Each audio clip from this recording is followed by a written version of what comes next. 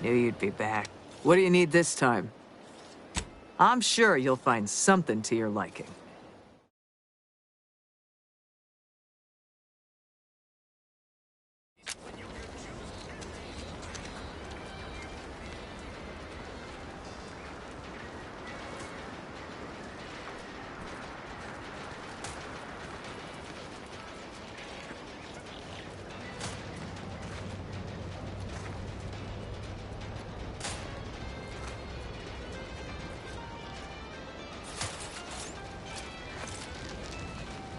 Marginal improvements, still improvement, I suppose.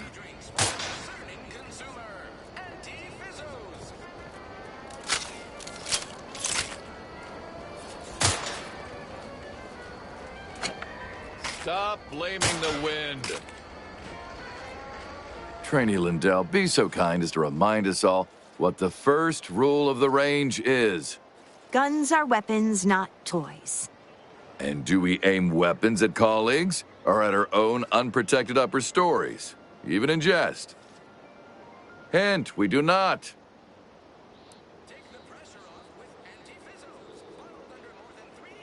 I can assure you they are.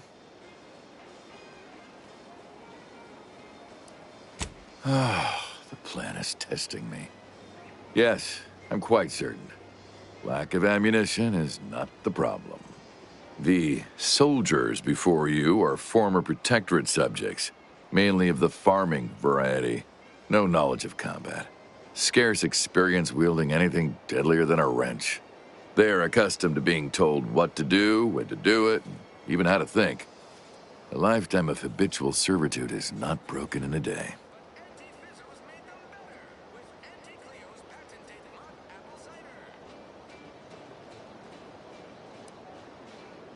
I'm only responsible for familiarizing them with the weapons they will come to rely on in future. However, having observed them on the range, they fail every hurdle, but keep getting back up. I'd say that speaks to an admirable resilience. Or stupidity. Difficult to say which.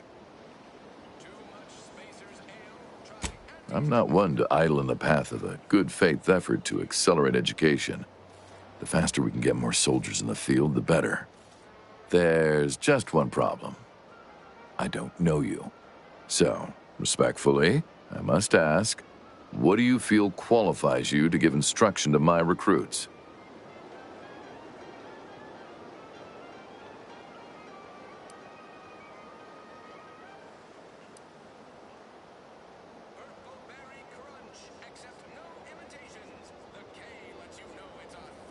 What? Oh, sure thing. The commander here is an experienced Deadeye and a natural leader. If you're looking for someone to deposit a few pearls of wisdom, I guarantee you'll not find better. Much as I'm inclined to trust the word of your compatriot, I still expect you to advocate for yourself. You're the one who wishes to speak with my recruits, after all, not him. A teacher must always believe in the promise of their pupils, for as long as either are being paid to engage in instruction. Respectfully, I must decline your offer. Please excuse me. Lindell! You reload with the muzzle facing away from you. Away. Eyes open when you pull the trigger. You can't shoot what you can't see. You got sprats in your upper story. Point that thing elsewhere.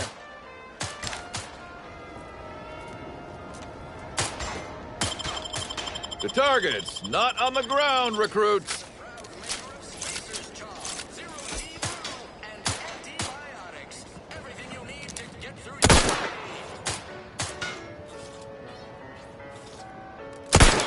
Eyes open when you pull the trigger. You can't shoot what you can't see.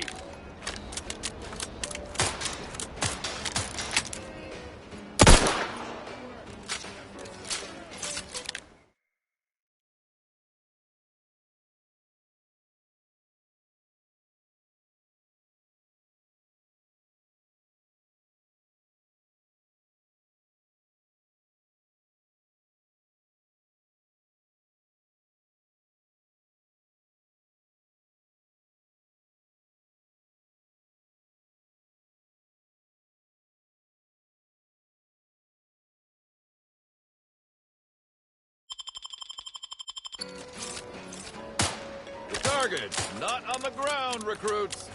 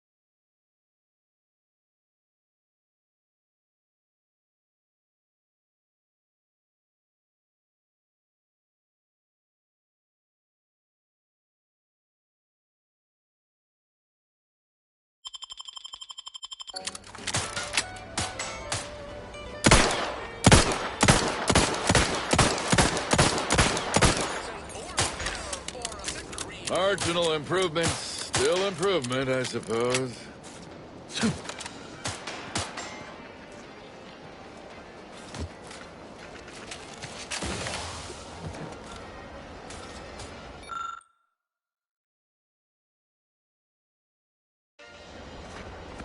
Go consume like a good consumer.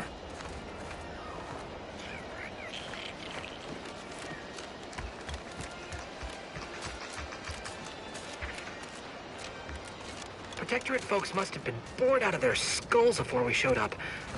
Now life in Fairfield's a real shindig. Well, except for the handful of hullheads who couldn't accept this place is under new management. We sure fixed them. This place really sticks with you. The mud, in particular.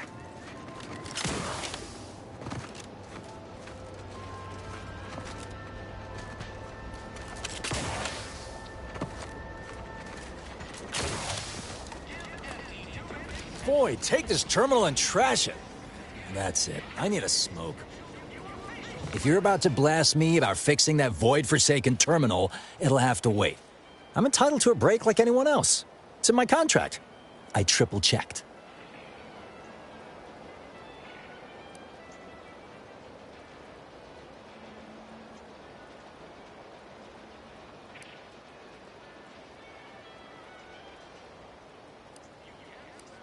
I'm a technician.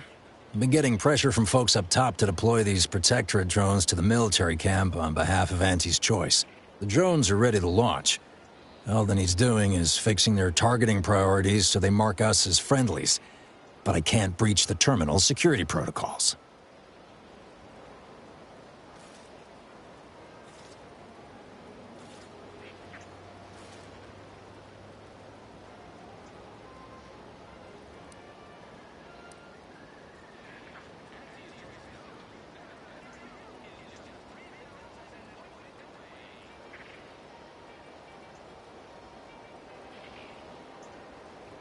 Drones are only as dangerous as their programming. But it's a moot point anyway. These ones ain't gonna shift on their own anytime soon. And that there's a problem. I know it probably seems like we're up to our ducks in troops, but half of them are ex-Protectorate trainees who can't tell the business end of a rifle. We need these drones.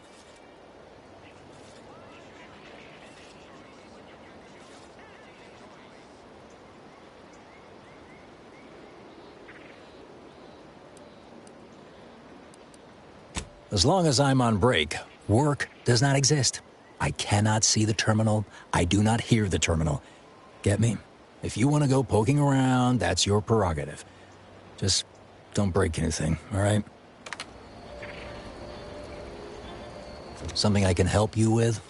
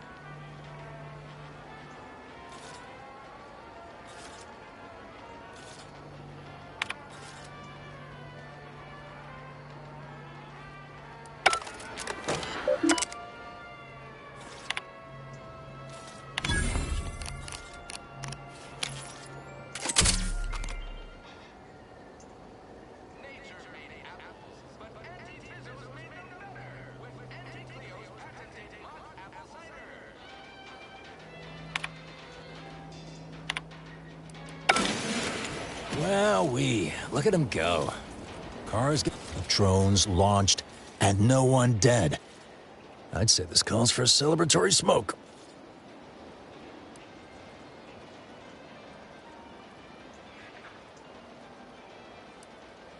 Say, maybe we don't mention your part in all this to Carr, huh? Truth be told, she's taken issue with me as of late. I could really do with not looking the fool again.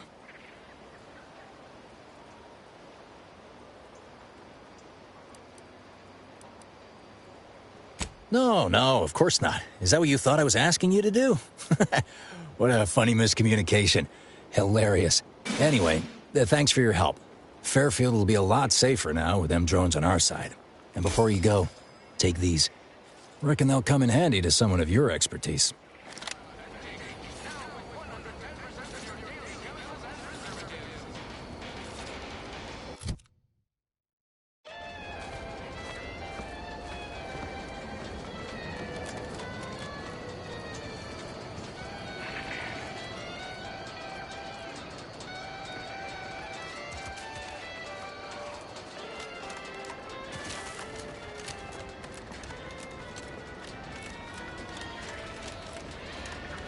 So who are you rooting for in the tossball leagues this season?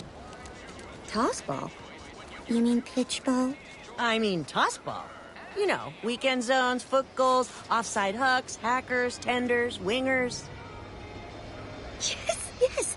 We are speaking of the same inspiring professional sport. It is so nice to find common ground. The top team, of course, is the Prudence Dictators. Go jump in a rift. You are dead to me.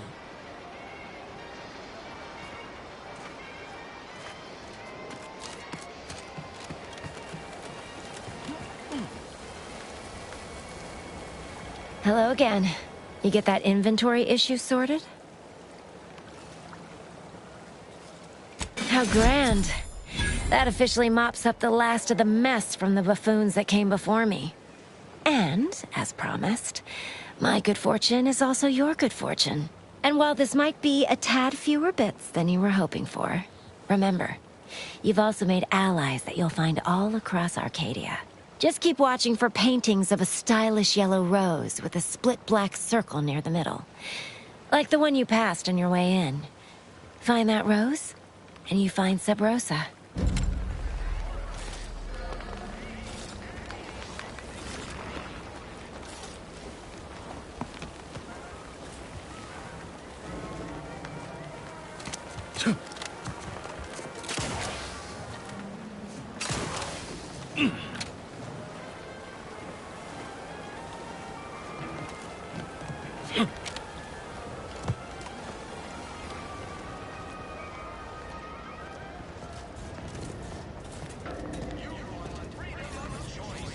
This paradigm of yours, or sovereign, or whatever, does it really provide everything you want? We are provided everything we need, not everything we want. There's a difference? You need what you need, but you don't need what you want. I suppose it's a subtle distinction. Trust me, I need my Auntie's Choice Sprat Crisps. No way you can eat just 100.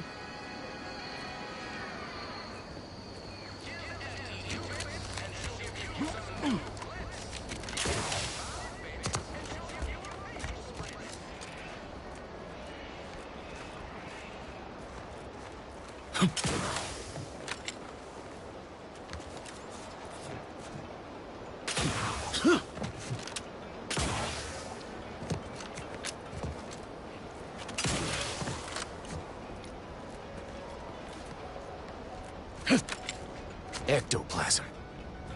Wait. Nope. Just taro excrement. Ugh. Heavens, Auntie, you scared the living daylights out of me. Shouldn't sneak up on a man like that. Good way to earn a bullet betwixt the eyes.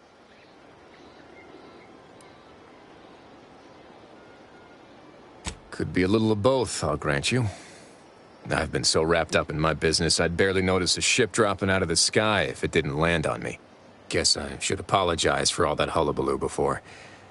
Just mistook you for another unfleshly manifestation.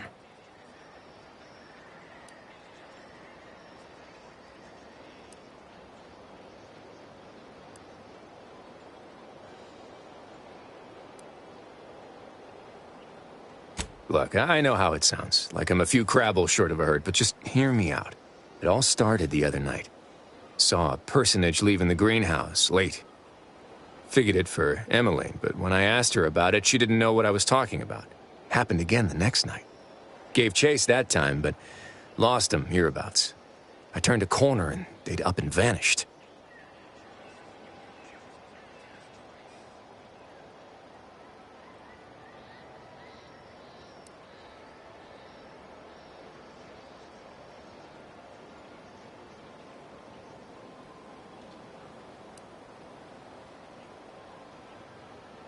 More or less.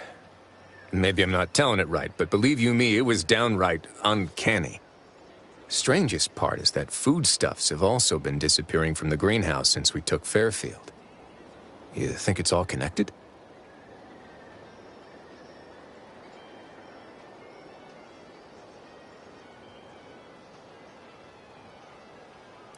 I've knocked on doors, peeped a few windows, respectfully, mind you. And I ain't spied anything more exciting than a chair. But then, a being of pure information probably wouldn't linger on this plane any longer than necessary. Too tiresome, be my guess.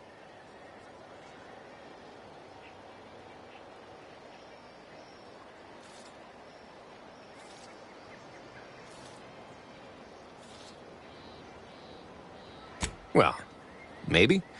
I still don't know all the particulars, yet. But it's one theory.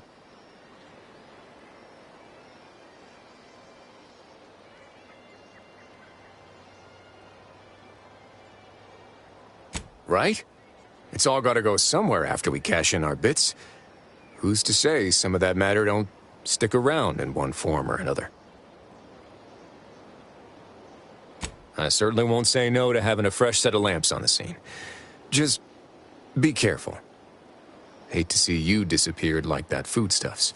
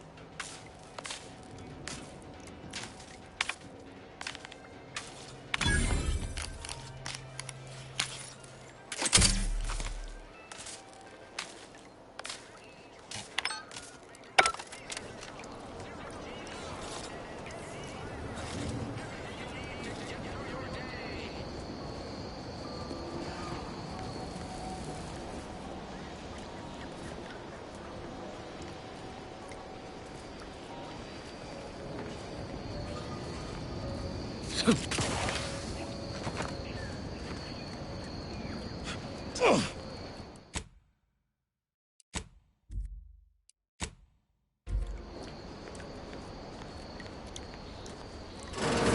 suppose it was only a matter of time until we were discovered. Though what an odd thing to die for. Apples.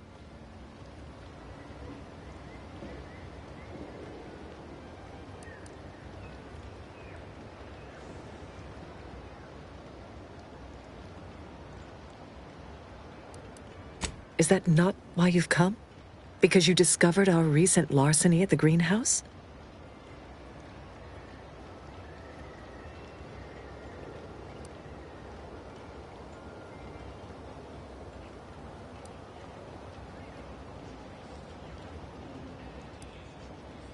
The greenhouse's stolen bounty offered a healthy alternative to gorging ourselves on that vending machine poison. Alas, I was spotted on 1 or 2 forays.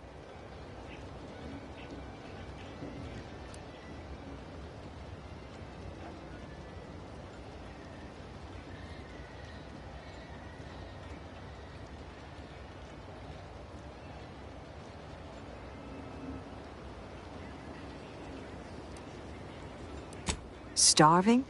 Hardly. We have greater stores of strength than you suppose. This hunger is a momentary distraction, nothing more.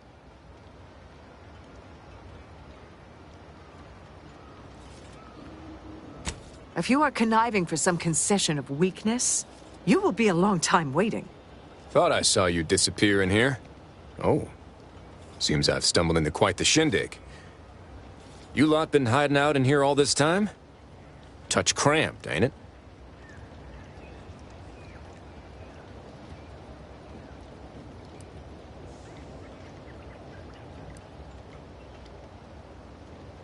You've got me there. Nothing enigmatical about a trio of Protectorate stowaways. The more I listen to you invaders blathering, the more convinced I become of the need to rid our fair island of your wretched stupidity by any means necessary. Not very copacetic, are you folks? If this exchange is not to your liking, I can accommodate you with a bullet instead.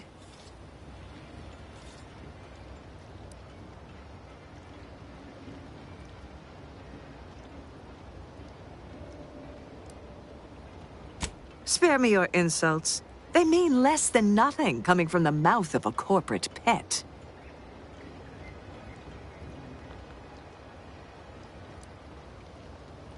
This was always going to end in blood. Ready to waste it. On your command.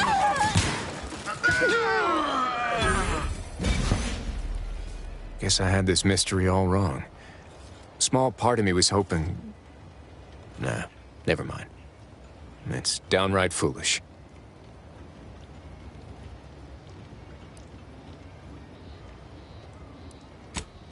I lost a friend in the invasion. A good friend. Thought maybe all this was her trying to send me a message of some kind. Like I said, foolish.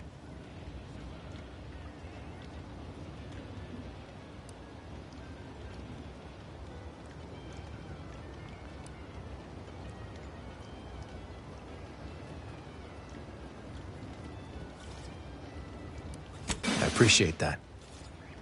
Never really talked about the direction of my thoughts on this topic with no one before. Wow, it's like I'm lighter. Thank you for everything. Truly.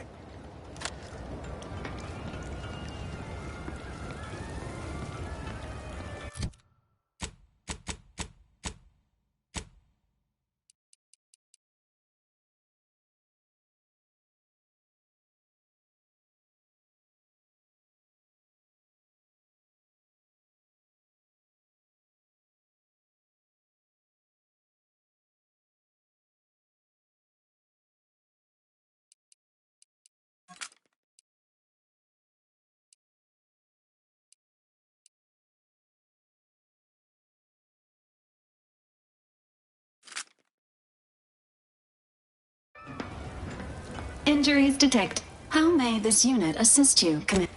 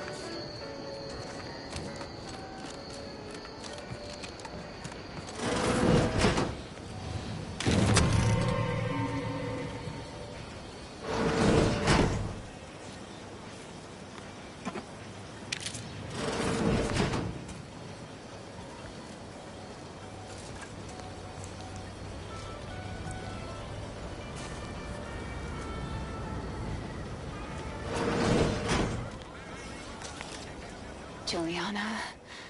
Oh, my Juliana. Even though I now rank among the Protectorate's foes, I hoped you would return to me. Every night I would sneak out of Fairfield, despite the danger, desperate to find you. Hoping you would see fit to join your wife. Yet no one has heard from you since you went to the Skycutter facility. Not in 2 weeks. I can only assume the worst. I don't think I can stay in this town any longer.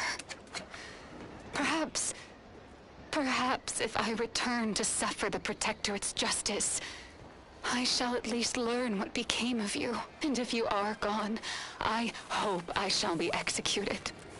Then at least we shall be together.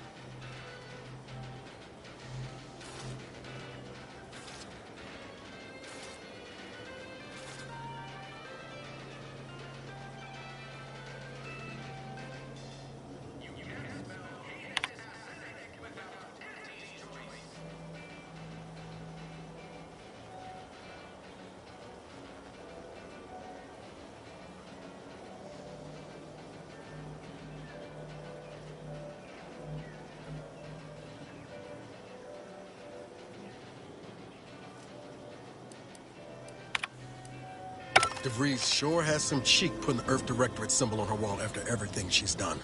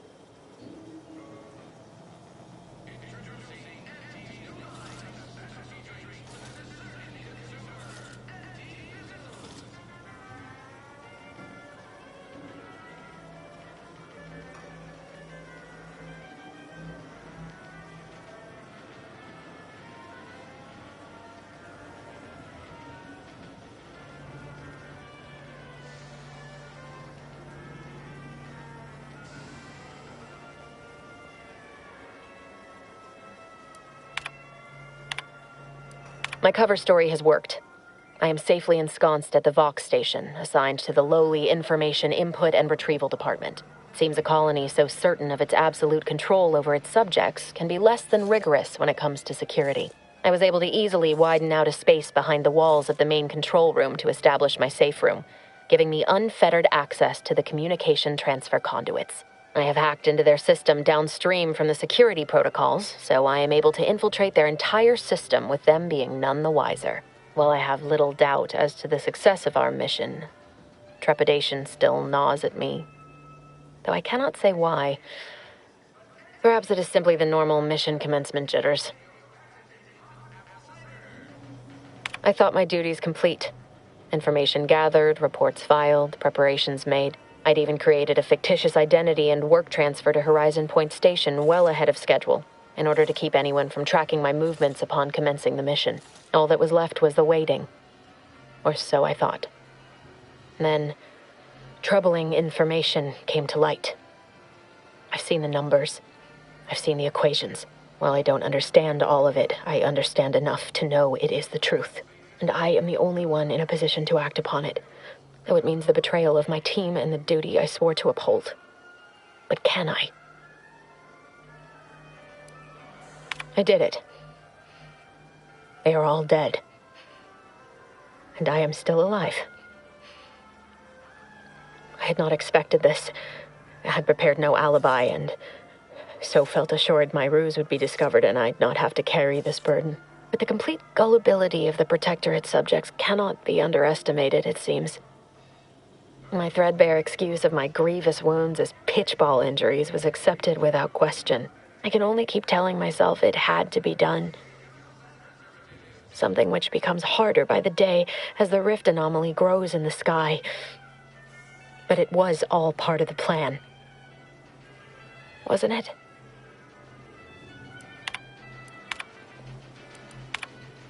I can't believe this. Void me if I understand any of this. DeVries sold us out for what? Because of a few equations? Some dots and lines on a graph? Good fucking law. I mean, she wasn't a damn scientist. She said it herself. She didn't understand all of it, the math. So what was she thinking?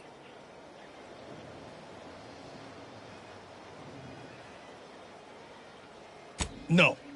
No. You didn't know her. Not like I did. Like I thought I did. Damn it! I never wanted to talk about this. I wanted to just leave it alone. Told myself, no point in dredging up the past. Should have known it wouldn't rest. DeVries may have saved me on Triangulum, but I wasn't the only one looked up to her. Lots of the other recruits talked about her too, back at the academy.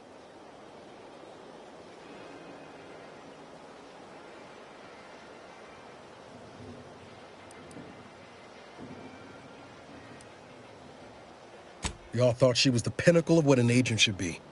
Tough, smart, ain't a job she couldn't get done. And better and faster than everyone else. Inspired all of us.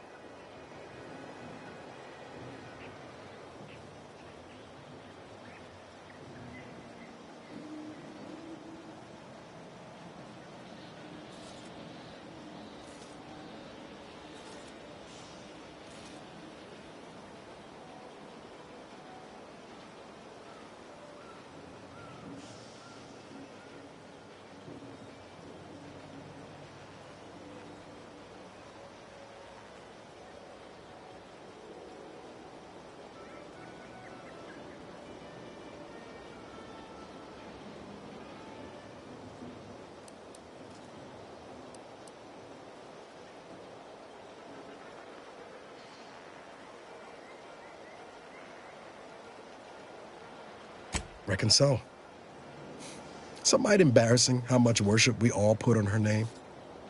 You put a tool in my hand, I would have built monuments to her. Figure my own career could be just that. Doing for others what she done for me. Never imagined I'd actually get to work with her. Me, some nobody from Triangulum. And then she betrayed us.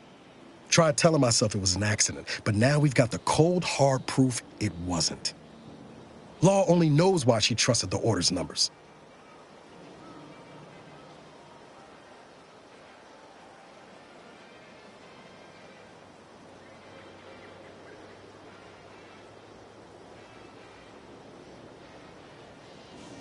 The Order of the Ascent is just another sect of the Order of Scientific Inquiry.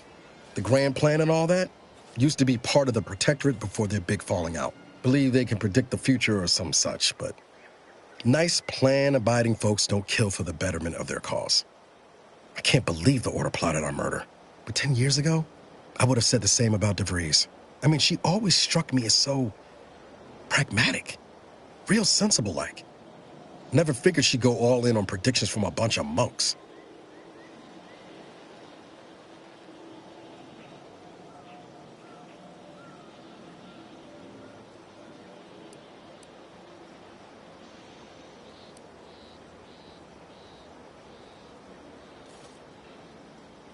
Sure, but why act alone instead of reporting her concerns to the brass? What made her believe the Earth Directorate would dismiss the threat? I don't take issue with folks clinging to whatever keeps them afloat. Math, science, the Grand Architect, void, even capital. I know how most colonies run. But when those beliefs start to require hurting others, even killing them, that's worth questioning their virtue.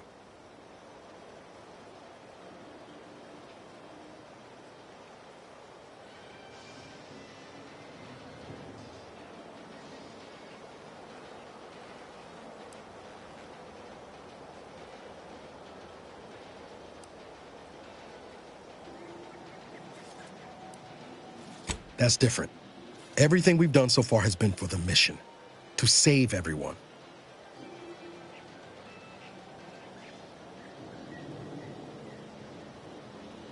You forget we're on the same side here, Commander? I'm not the only one DeVries wronged. She robbed you of 10 years of your life. Don't you want recompense for that?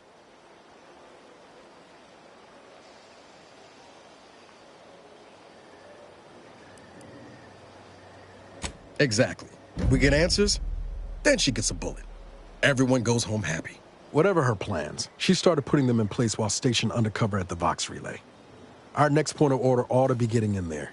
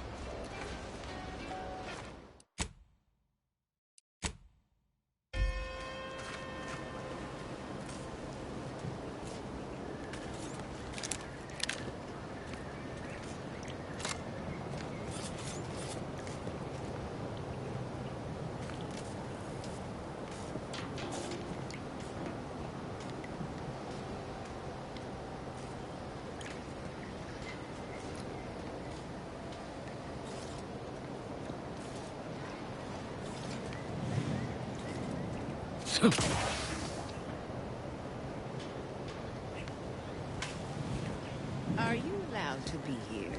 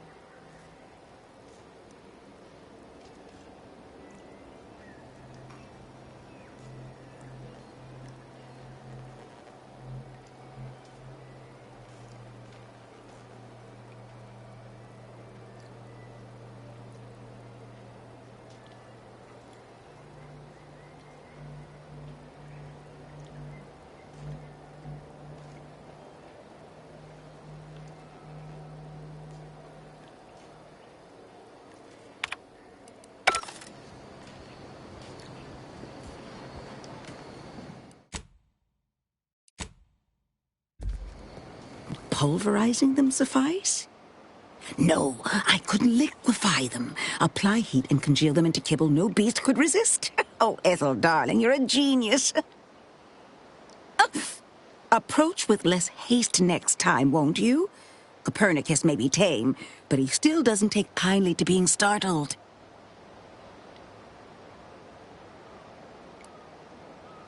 I am Ethel Tinsley, chimeric scientist. I'm responsible for taming this delightful raptidon here. He will protect our fair town from his feral brethren in the wilds. Theoretically. Officer Carr has been in a state waiting for me to train the raptidons to, maul on command. It's rather pressing, and alas, one scientist-turned-tamer can only do so much. One might say I'm perhaps a bit on edge. Folk here have grown weary, shall we say, with the war effort, and with avoiding Carr and the minister's would-be fisticuffs.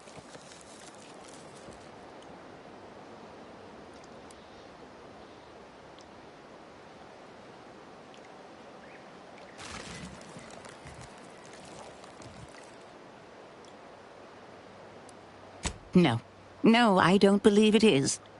That's what the Protectorate announcers wanted us to believe anyway, before Auntie showed us the truth. No, this is quite abnormal, I'm sure. Anyhow, all I know is that if they were to begin working with each other, the mood in town would certainly be merrier. Or something akin to it.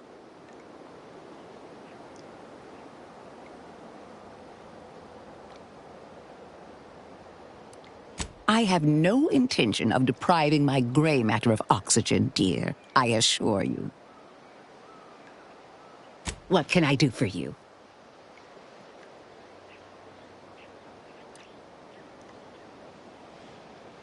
I work directly with Officer Carr and her soldiers to ensure they're outfitted with the best Raptidon counterparts Paradise Island can provide. In theory, they'll be trusted to guard our most precious assets, including our leadership. For now, they deter encroachment from wild Raptidons. It's most agreeable.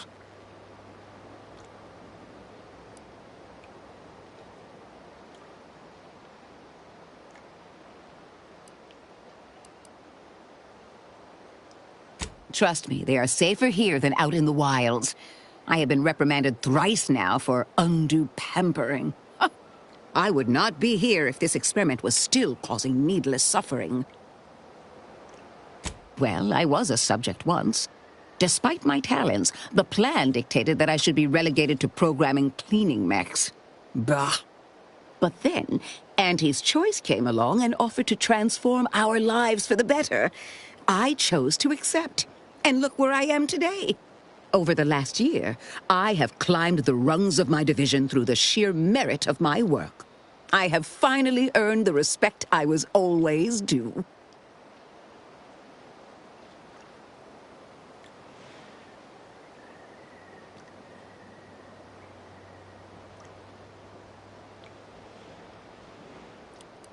Poor things. They either fought to the last or chose to flee. It's regrettable, but some folk just aren't ready to embrace change. All they knew was being told how to live. They couldn't imagine any other way. Ask any of the other Protectorate subjects who converted, and they'd echo my words. When one can allow their ambitions to show, that is true freedom.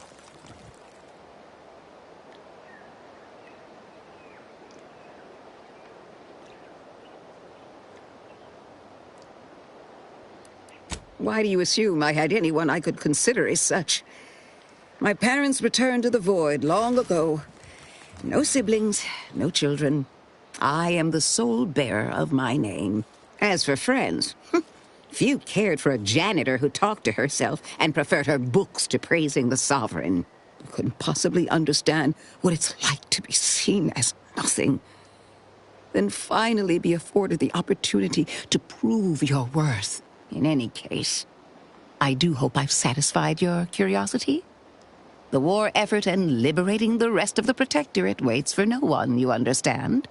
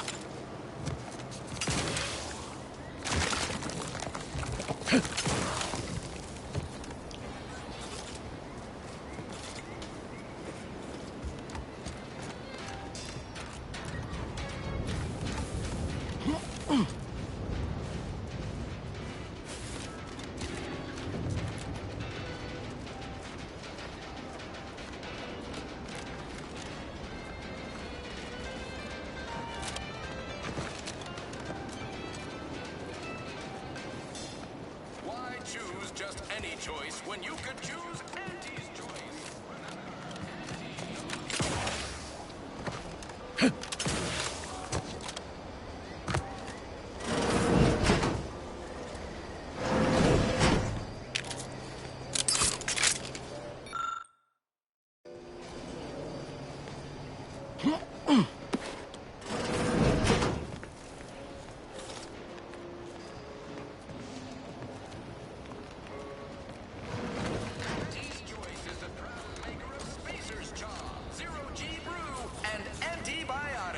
Everything you need to get through your day.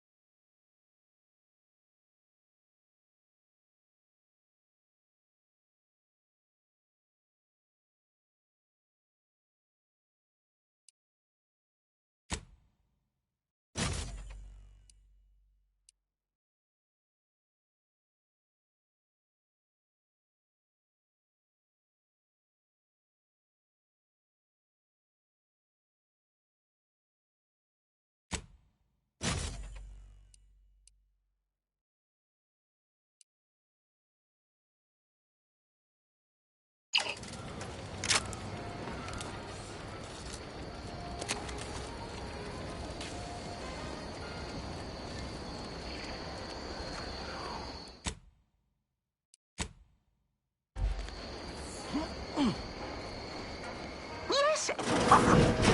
No, det förstört jag vet. Alltså, if you can... If, oh, no, if you don't understand, you can. Oh, positively, no.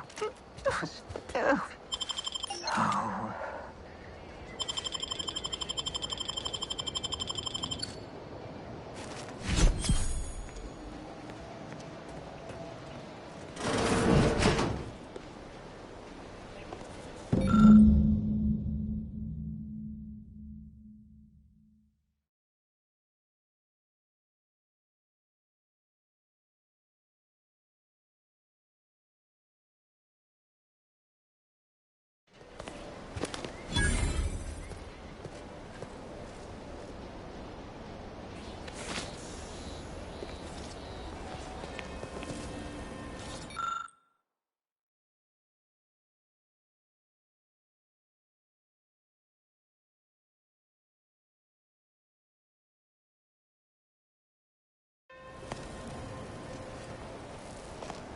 Yes, if you... Oh, no, det förstört jag vet. Oh, alltså, if you can... If, oh, no, if you don't understand, you can. Oh, positively, no. Oh.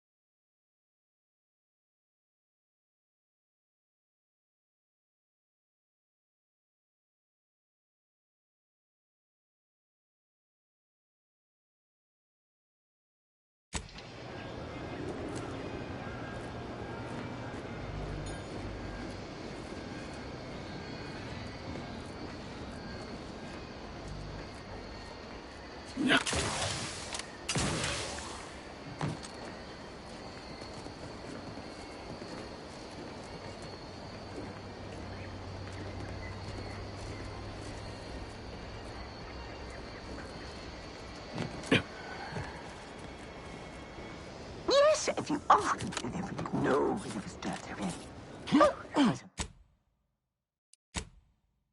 also, if you can... Oh, no, if you... Can. Oh, no. No. Oh.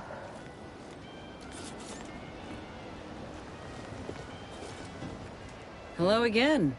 You here for the show?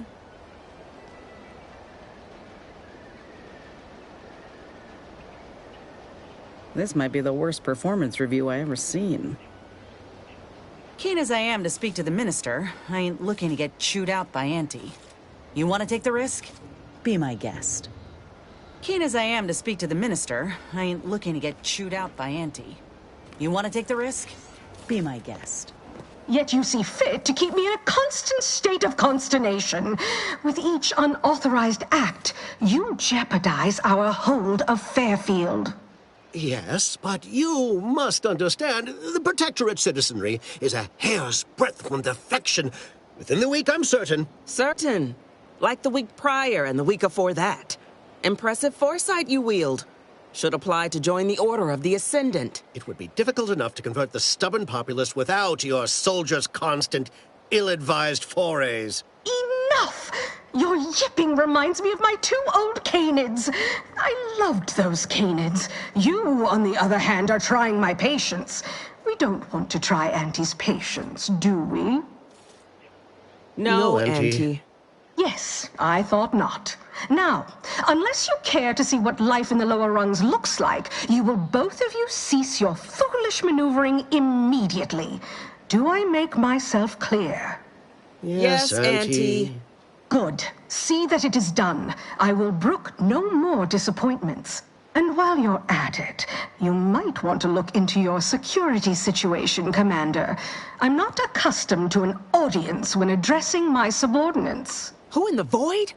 Eavesdropping on Auntie's choice business is like to get a body shot for spying. Though you're not wanting for moxie. I'll give you that. Now, hold a moment, Carr. When opportunity comes visiting, perhaps it's better not to riddle it full of holes. Our new compatriot may be of assistance. A surprisingly good point. Especially from you. She only forbade us using our own personnel. Be a whole other matter were a stranger to happen to aid one of us. But which? Well, you seem an observant sort, so I expect you'll tire of Milver Street's bluster soon enough. Come see me before agreeing to whatever absurdity he proposes. Unlike him, I have some work actually befitting your time. I'll be waiting. Now, with that out of the way, I'd care to make my introduction. I am D.B. Milver Street, Duke of Demographics, Commercial Condottieri, President of Promotional Material. Tell me. Hey, how about we settle our business first? I did what you wanted. Took you time doing it. I had you pre-marked as a casualty in my reports. I suppose I'll have to go back and amend them. Time better spent raising morale. Now hold on.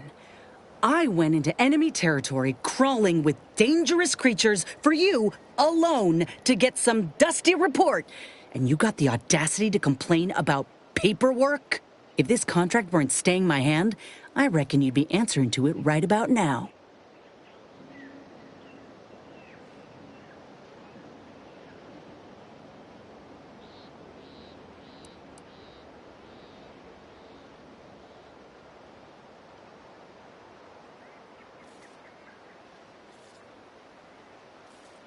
You mean grant preferential treatment to a subpar contractor? And I suppose the bits for such a procedure shall simply manifest from the ether? And if I die or leave, how do you reckon failure to retain an enhanced soldier would look to upper management, huh? Please pay this disgruntled employee no mind. What would she do without Auntie's hand to guide her if she were unemployed? I should think death a preferable alternative. That's it. I'd rather be a down-and-outer for the rest of my life than crushed under your counterfeit leather boa boot a second longer. I quit!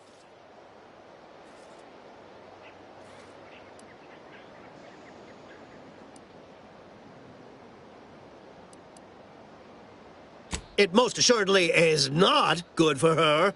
This is unheard of. Welcome with an Auntie's choice once more. We'll not take a contract shirker back into our fold. So you say. But Auntie's choice ain't seen a trooper like me before. You'll regret counting me out. Till then, I hope you choke on your mock apple martinis. And you, I got a proposition for you. Come find me when you're done with this clown. She will most assuredly regret her decision. Most assuredly. But I suppose that is no longer my concern. Now, where were we? Oh, yes. I can tell you are a person of action, and I need the aid of such a person in Westport. Perhaps you may be willing to work with me? Though, of course, I would care to hear what you wish of Paradise Island first. Best to help another while helping oneself.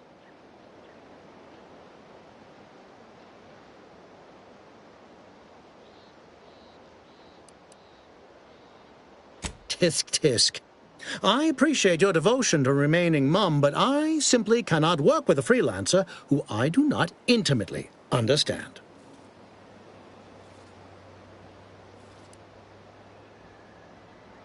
With that hat? Absolutely not. Is this a bad time to mention I can read lips?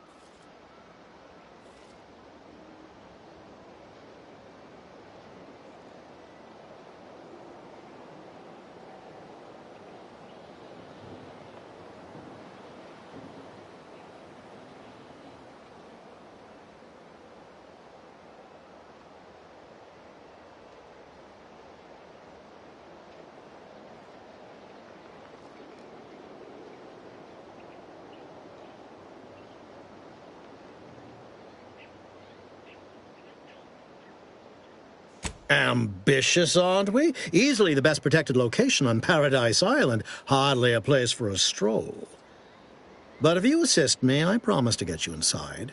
Better yet, helping me shall result in our saving hundreds of lives. Your conscience shall be renewed. Though I should warn you that if you choose to do so, Commander Carr shall not be pleased and will likely refuse to work with you herself.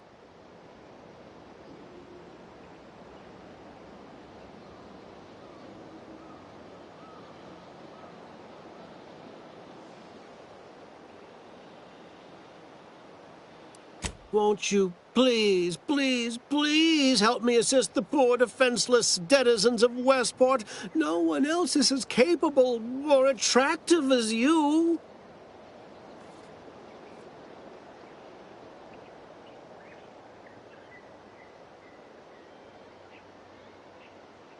Thank you. I generally dislike trotting that tone out for anyone aside from Auntie. Westport is a shell of the bustling town it was prior to the invasion, though a handful of Protectorate Yeasayers still cling to it. My plan requires their conversion.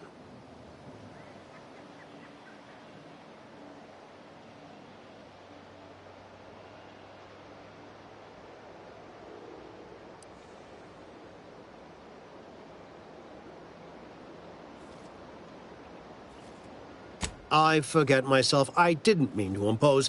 You've already agreed to much. It's been a long time since I've encountered someone able to operate on their own. Do return if you're interested in another task, however.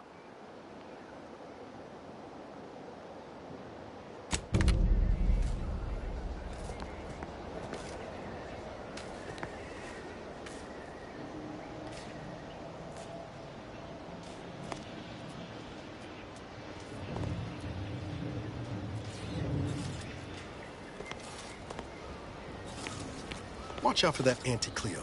I know she don't look it, but she's more dangerous than she seems. Even the whole of Spacer's choice couldn't outmaneuver her. You there. Still got work if you're looking. All done in there? Hope that little dust-up back there didn't put you off. My contract had me caged, and I was glad to get a few licks in during the jailbreak. Got a proposition. Since I'm newly free-ranged, and you're free-ranged yourself, thinking we ought to team up. You're going places. I want to go too. If you help me fix my graft, you'll retain the services of a fully functioning enhanced soldier. Me.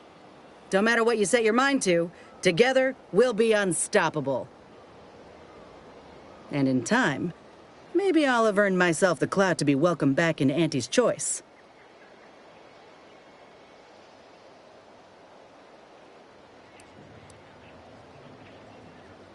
I can be on my own for a time, but I'd rather it not be permanent.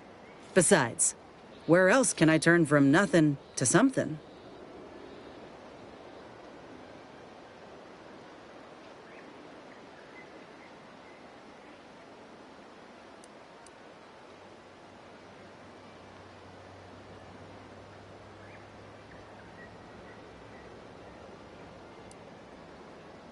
They ain't the Protectorate.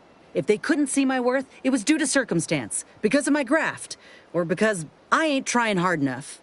I get it. You're skeptical. If you got more questions, go on and ask them. You'll not find me hiding anything in the fine print.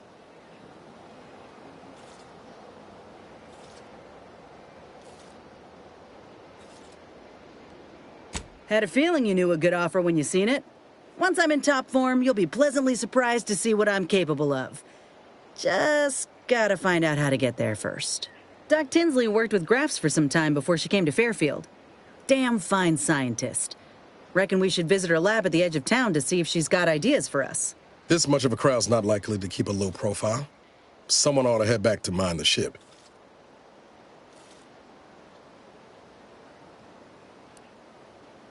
Acknowledged. After you. Appreciate you agreeing to help, but the arm's itching something fierce. Ready to do away with it. We ought to head to Doc Tinsley's, quickly if we can. Anyhow, was there something you needed, Commander?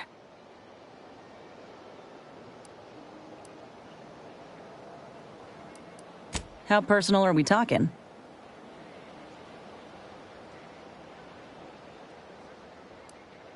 Like ain't the word I'd use, even before I was itching to tear up my contract and set it aflame.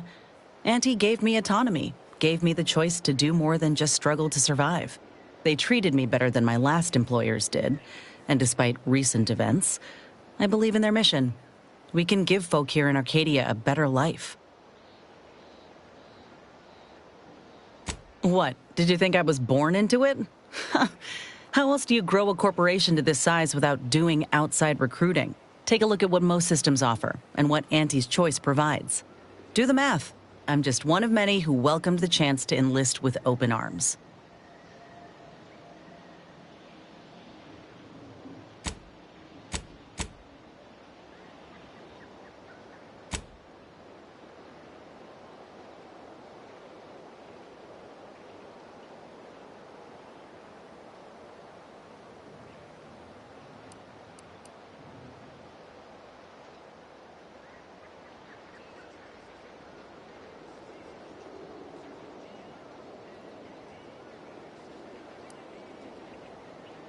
Can't blame them for cutting their losses.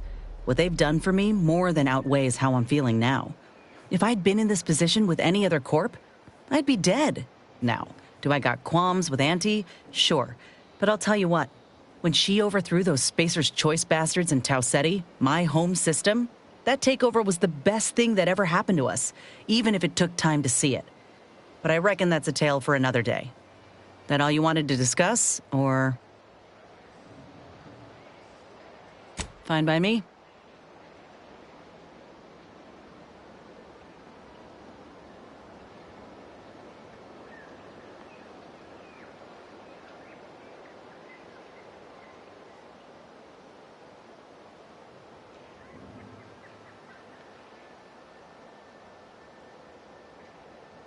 Not great.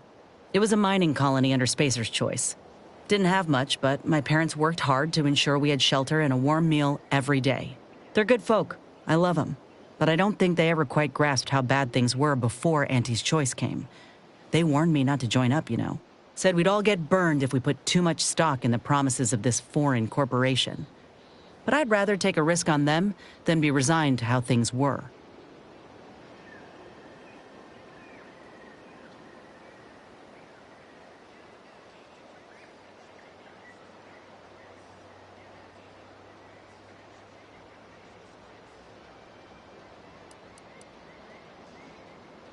No, not at all.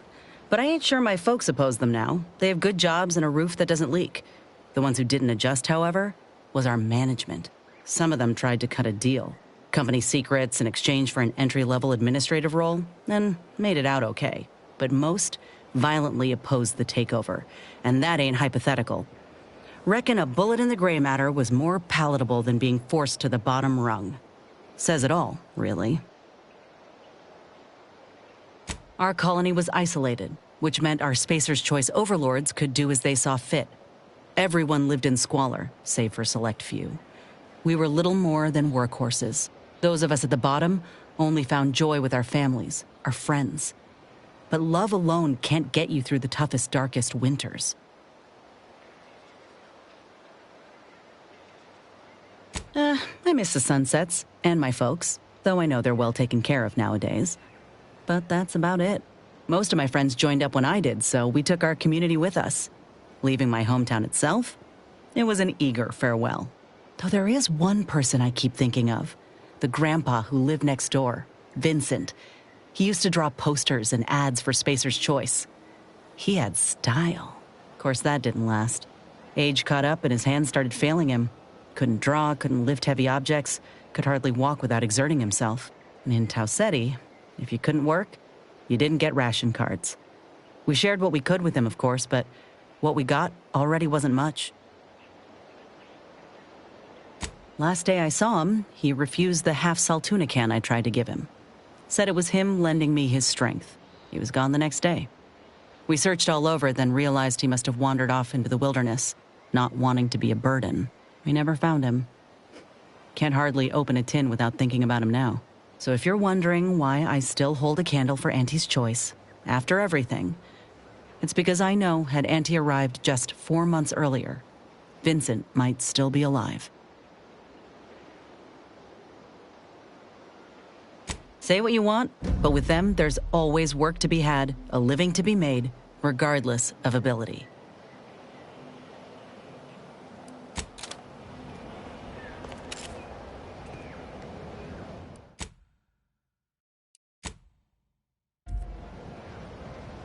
You're here early. I expected you'd be on the receiving end of Milver Street's bluster until close to the end of time. Happy that ain't the case, as I can make use of you. I'm Officer Babylon Carr, head of aggressive acquisitions and persons elimination on Paradise Island. Let no one say I can't be official when circumstances merit. Now, not to say I question the presence of a wayward sightseer in the midst of a war-torn waste, but it might be safer for us both if I knew your purpose. The Vox, eh? Bent on bloody self-destruction, I could just have my troops dispatch you, save you the effort. Although if you were keen on continuing to draw breath, perhaps you and I could broker a deal. There are Protectorate vitals need bled. You could do the bleeding.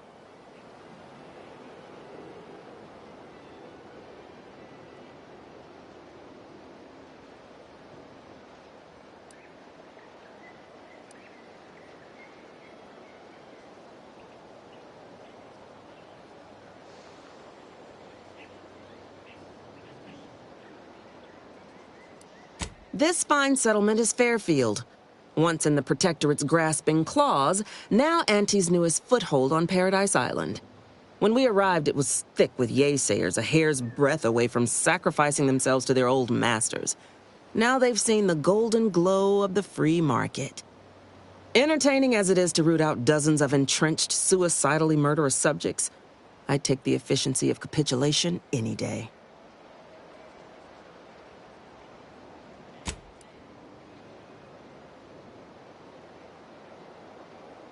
Couldn't say. Maybe Milver Street's hearts and minds drivel holds weight after all. Though you'll pardon me for not dropping low and begging his forgiveness. The subjects are his problem now. Myself? I'm focused on making sure the Protectorate doesn't bring them back into the fold by force.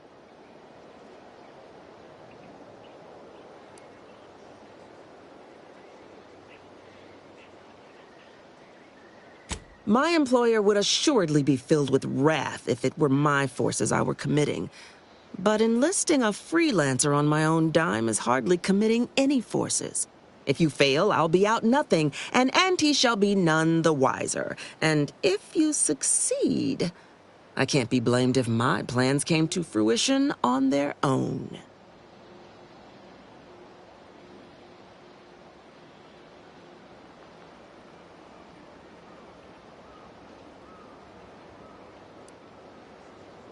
Unusual refers to every turncoat and is not a halfway strong enough phrase.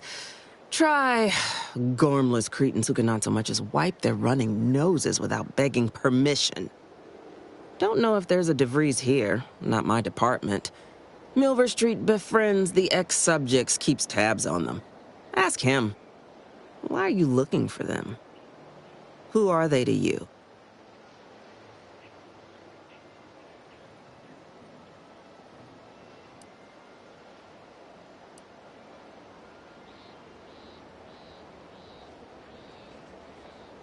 So happens that I know the feeling from the receiving end. Bevy of ex-lovers who took my losing interest personal. Romance is a transaction, same as anything. If the deal's no good anymore, walk. And if someone tries to cheat you, make them regret it.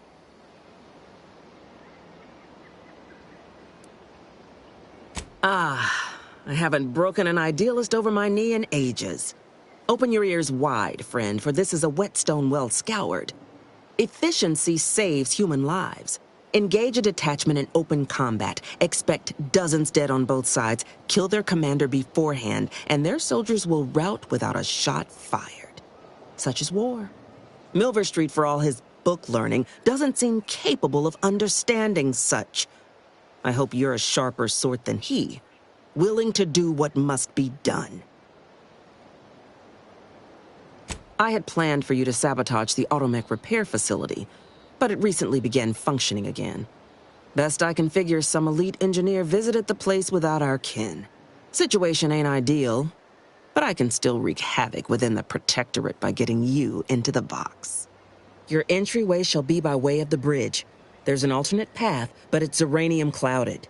I'll order my troops at the FOB to aid you, and you can punch through together. From there, your target's the Skycutter Tower. Seems it was recently reactivated, and by our engineers' metrics, might be useful in overloading the Vox's defenses. Should note, the ministers like to take our working together as a personal affront.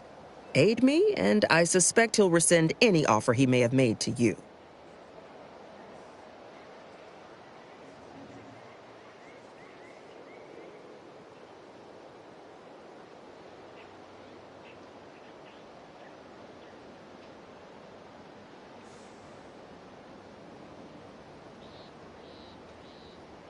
It's a Protectorate power generation facility. Utilizes the wilds of the air currents to turn generator rotors or some such nonsense. I care more for logistics than engineering. A heap of fighting. My troops at the forward operating base will assist you, but if you can secure any greater advantages, you'd best do so. The Yaysayers sense they'll soon be cornered and fight all the more fiercely thereof. It won't be easy, but it's the most direct route to the Vox.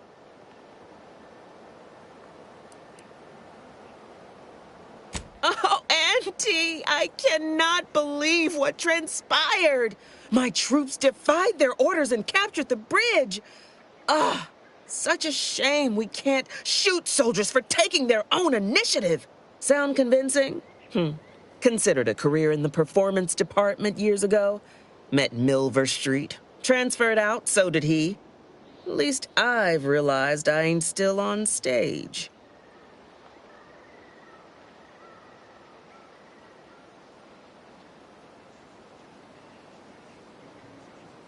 Reckon so. Go to the bridge. Pull your head down low while you're amid my troops, and maybe you'll live to visit the Skycutter Tower. Once you pass to the northern end of the island and enter the Skycutter, you'll need to find the tower's power routing controls. Mayhaps you can wreak some chaos at the Vox. Step light, though. There's no Protectorate gallivanting near the tower, which, like as any, means something bloodthirsty lurks within. Stay intact.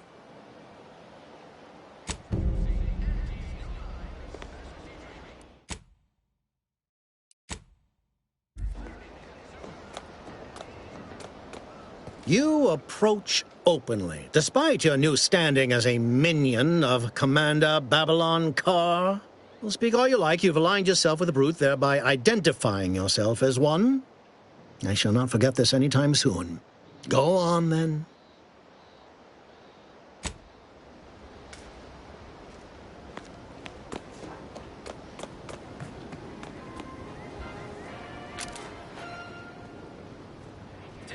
Enemy light just turned on. Wearing up! Vitals looking a mite marginal, Commander.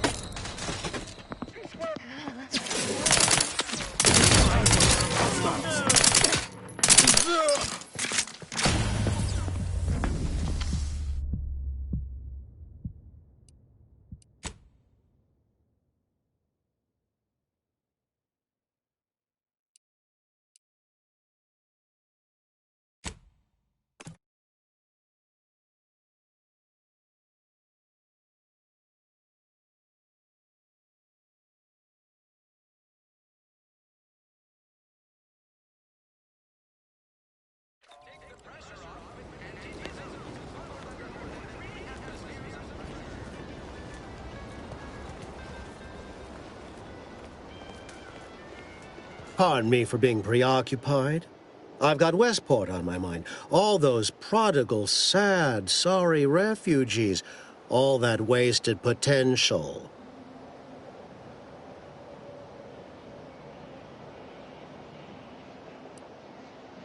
I've some faint recollections of the fuzz beneath my hat. Perhaps I saw such a name amidst my perusal of the Protectorate domicile assignment records. The record room is in this building. You have my permission to peruse at your leisure.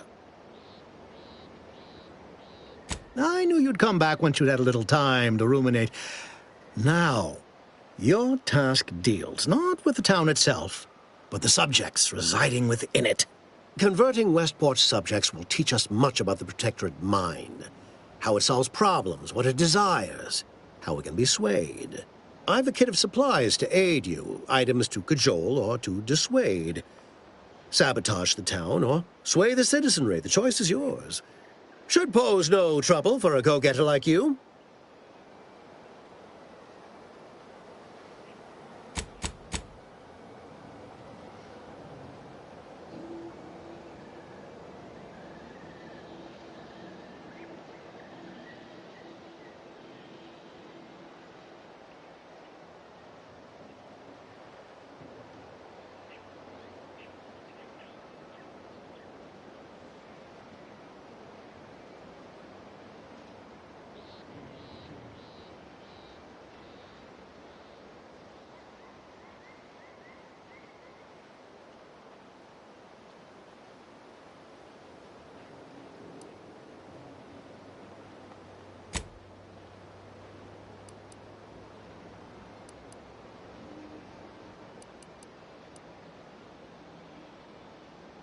Westport represents a challenge.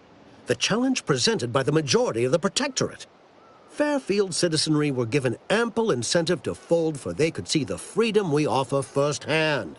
But the people of Westport are stubborn enough to risk death for their ideals and cannot be swayed by the lights of Fairfield. If I can convert them, I can convert anyone.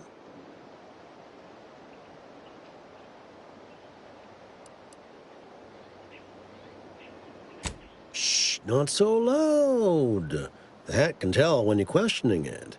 The people of Westport don't trust me. How can they? I am the enemy. I am the invader. I cannot help these people achieve salvation until I know what it is they yearn for.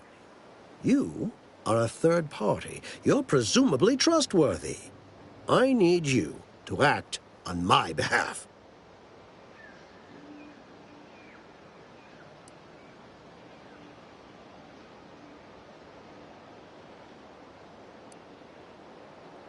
Perhaps.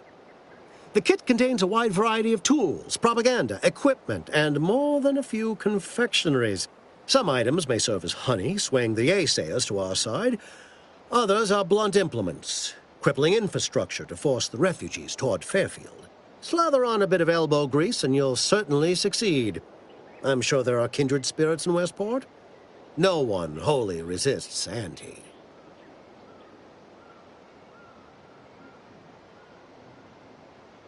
Excellent. Here's the kit. Advertisement tapes, ambidextrine, assorted stimulants, free samples of Purple Berry Crunch, everything you need to wage war on the undecided mind.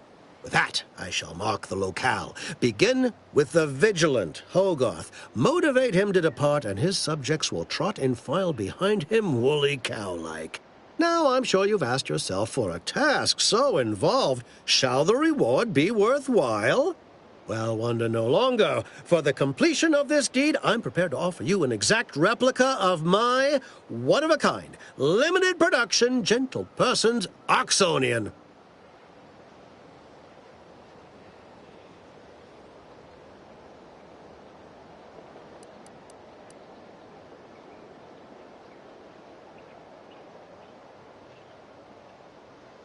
Of course, I'll be happy to pay you as well, but I was under the impression that good looks were priceless.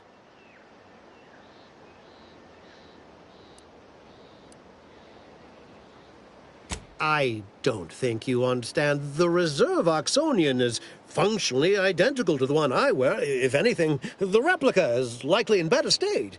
I've grown attached to this one and would prefer not to part with it. And really, is anything truly one of a kind? Not from the universal perspective.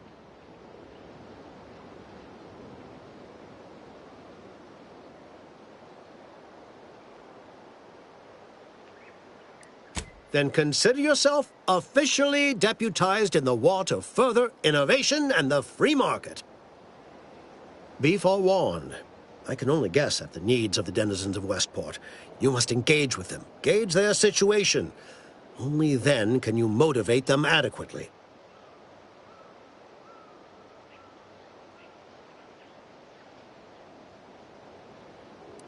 While I can't say for certain, I strongly suspect not. Westport no longer possesses any strategic value. The Protectorate has no reason to defend a half-sunken town. Still, I would come prepared with anything you think you might require. Paradise Island brims with danger, even if Westport itself seems safe.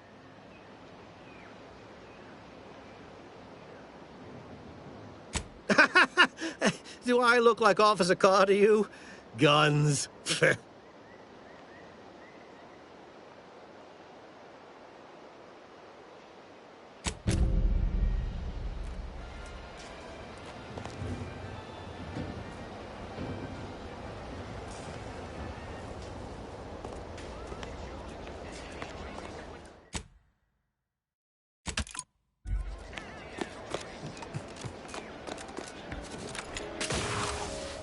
Commander, your munition supplies are low. It is best we discuss acquiring more ammunition when we are next traveling together.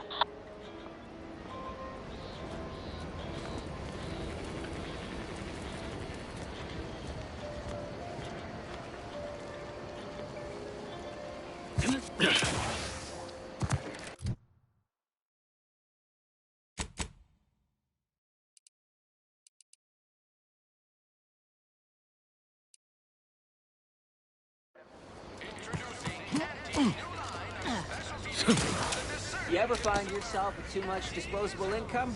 I got plenty of ideas on how to dispose of it.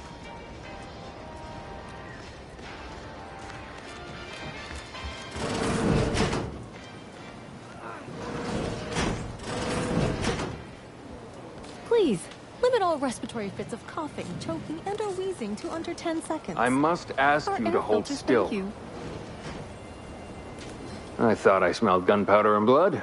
Hello again. I'm still quite busy, so make this quick if you please. Yes, I can clearly see that. I'm still up to my lamps and wounded and dying.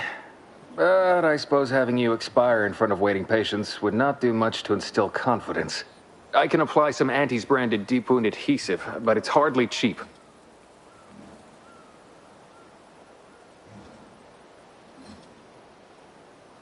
This may sting a little, or a lot.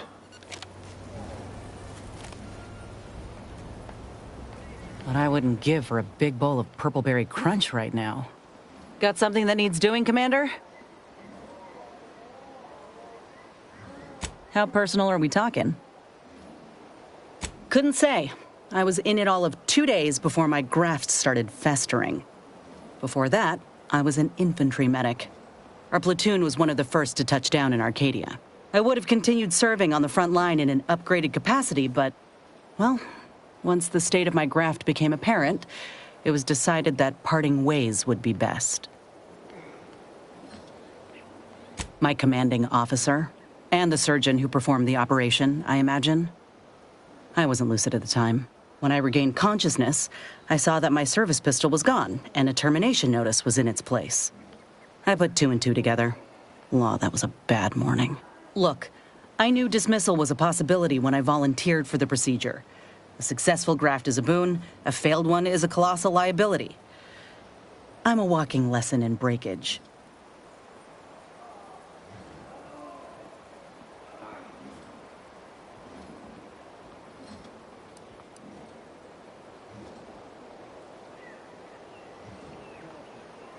Oh, I like myself just fine. Would prefer to fix the arm, of course, but I've made peace with the idea that I'll never be how I was before. Some folk couldn't do the same. This is the way of things in Auntie's Choice. If you can't prove your worth, you're left behind. And that's why I'm here, trying to play catch-up. I miss my platoon. Most of the time. I hope they're holding on okay wherever they are. Huh. If nothing else, they'll have Ortiz to keep up morale. I know the nonstop jokes from that bastard sustained me for weeks. Yeah, he's tough. He'll be all right.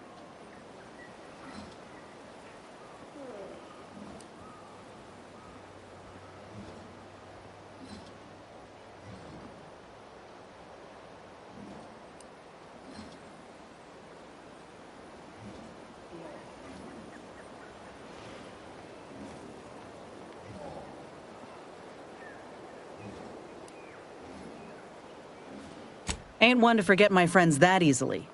And suppose I'm just not used to going in alone. But I'll learn. Anyhow, I would rather return to the matter at hand.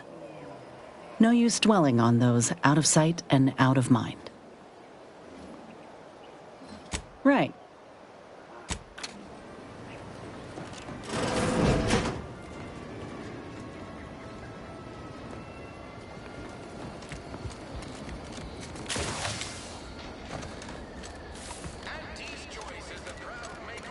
You know, I can't recall seeing any of these protectorate types ever run a scam on each other.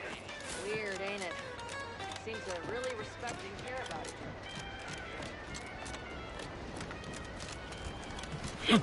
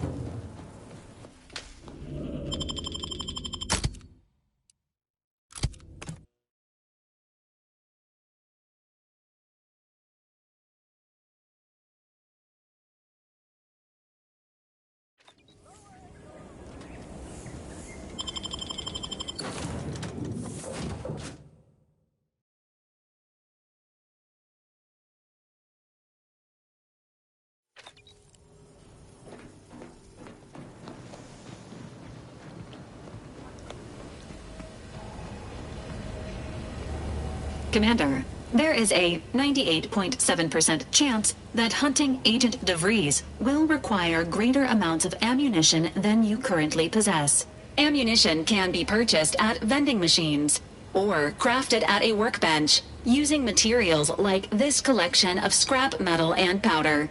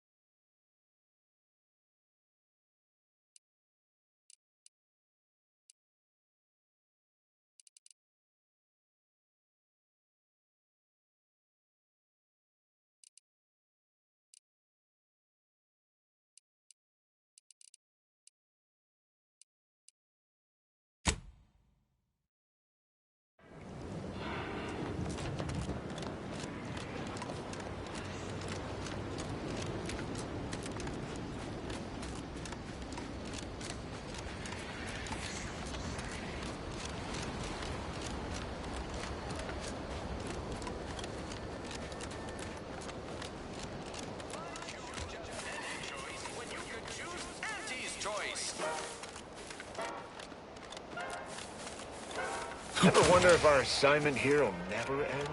Like our employment contracts will just keep renewing and renewing. We'll stand guard until... Every time I think I'm having a bad day, I just tell myself, wait till tomorrow. It'll probably be worse.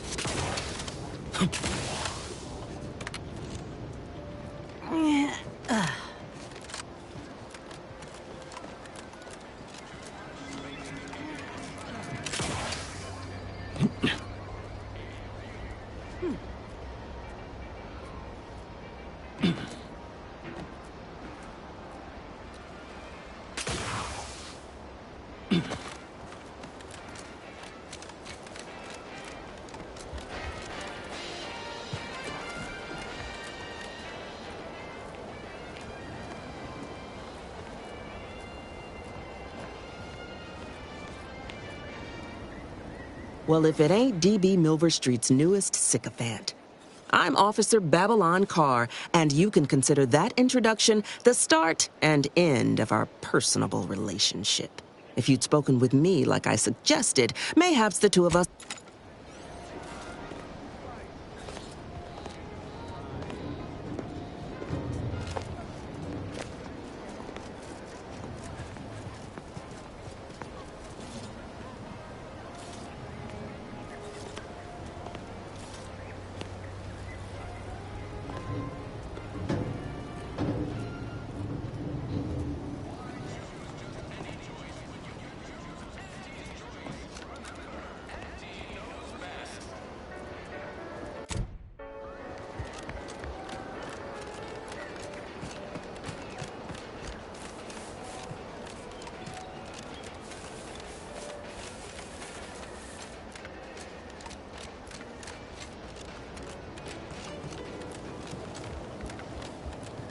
Hello again. Was there something you... Oh, Inez! You look, well, like you could use an ice bath and a cup of newly formulated trip teas. Has something happened? Something has, all right. I ended my contract effective immediately. Now I'm free to prove myself to everyone in Auntie's Choice. My way. Well, that's wonderful news. Or is it? I admit I'm still trying to work through what contracts mean hereabouts. But you do appear to be pleased, so I shall be pleased for you.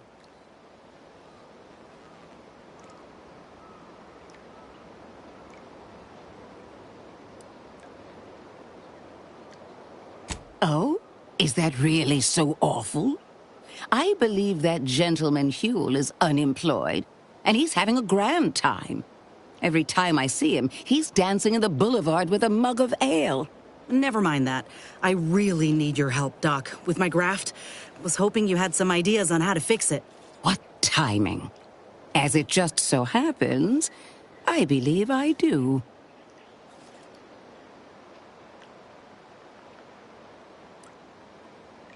No. I'm using my own funds and the equipment allotted to me for my Raptidon concern. This work remains firmly in my past. I prefer it that way. Before I began my new illustrious career working with our tame, scaly friends here, I was a researcher in the Enhanced Soldier Division. Oh, I was on the verge of breakthrough when they shut us down. Oh, when I think of the lives I could have reached. But in my current role, I do try to help where I can. Where my own first aid training can't reach, Doc's got me covered. The graft knocked me on my ass for weeks when I first got it. But she nursed me back to health. Would if I could have done more.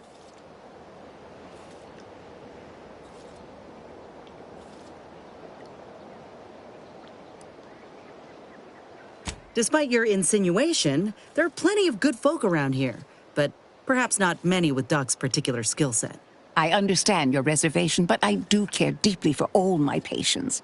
Inez has attested to it, and so can Copernicus here, when he is freshly fed. Where was I? Right. I have a lead, Inez.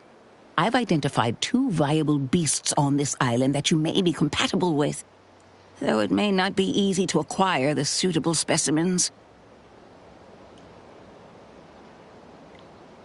The first candidate is the skeleton crabble. It has a rare form of albinism and was last spotted on the western coast by Protectorate scientists, who, unfortunately, went missing. I happened upon an old report of theirs along with a code used to operate their machinery. If their fate is what I suspect, the code may be of use to you. I heard rumors of the creature myself. Our skeleton sounds a good bit larger than the average crabble. Meaner and smarter, too.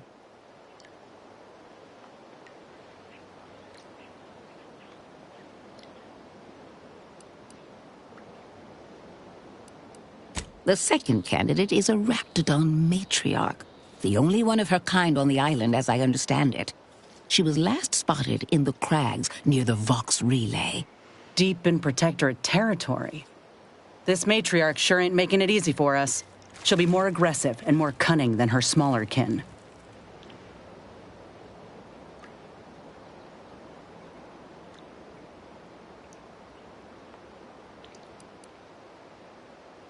This is hardly worth the effort of a response, dear, but I might remind you that Raptidons are not native to this land. Now listen close. When you breach the matriarch's lair, you must rouse her from hibernation. I found pheromones to be quite effective. Inez, I'm certain you know a formula that may suffice. That I do. Excellent. It'll be a rather unpleasant wake-up call for the matriarch, so she'll be upon you in moments. I suggest your armaments be at the ready. Then the grafting part is yours.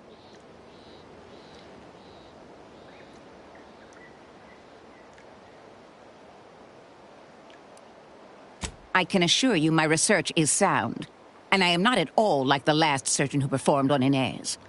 I take pride in my work. Now, when you acquire one or both of these parts, return here straight away, and we can begin surgery.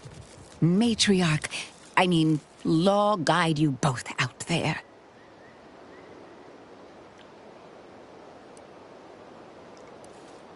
Oh, I love questions.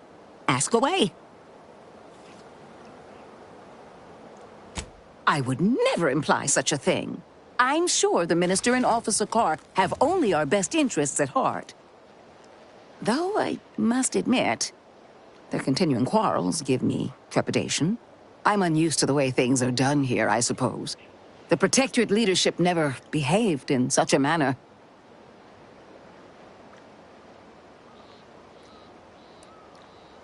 So I should return to the Protectorate and accept swift death for desertion? Certainly not.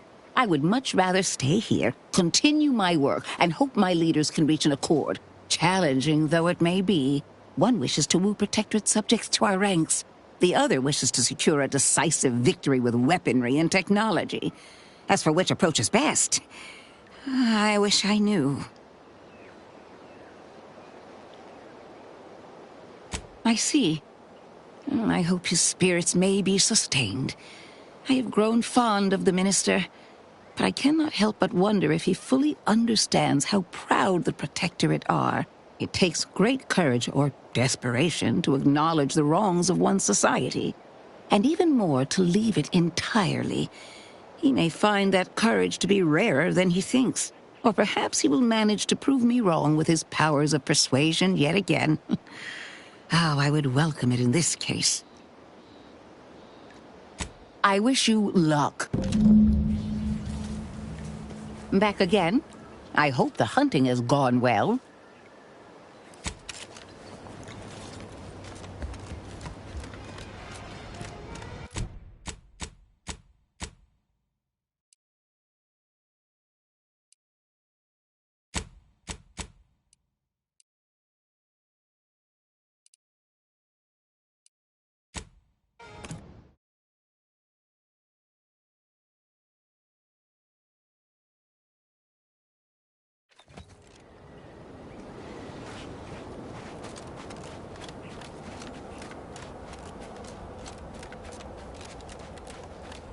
Well, you hate to be proven right.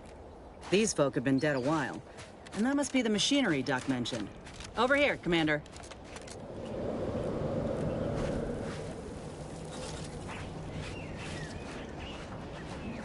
Huh.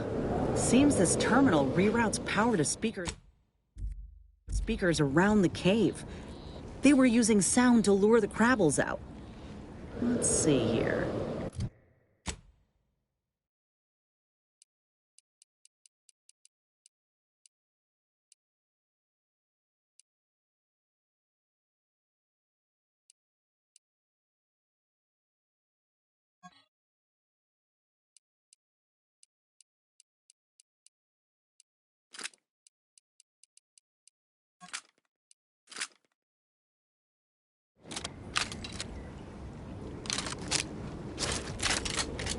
Generator's back on. Power up that phonotron, would you? Should cause enough ruckus to make the skeleton come out and play.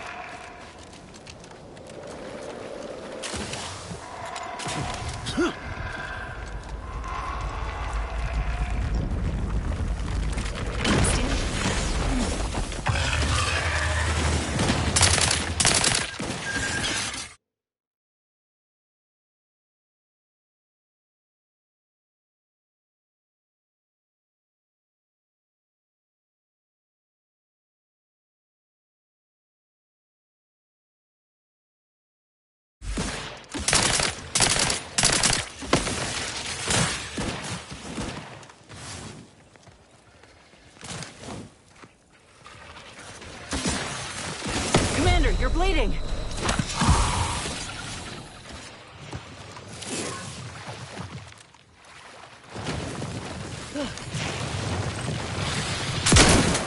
Lay low, Commander! Medic order!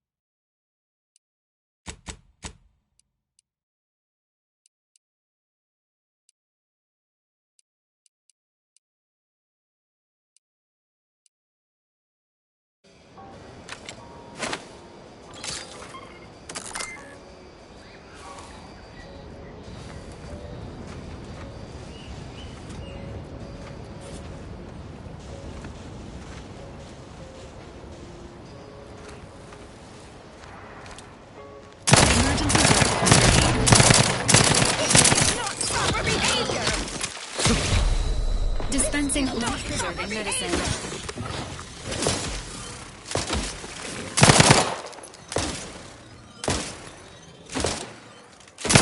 Keep them coming. I just need to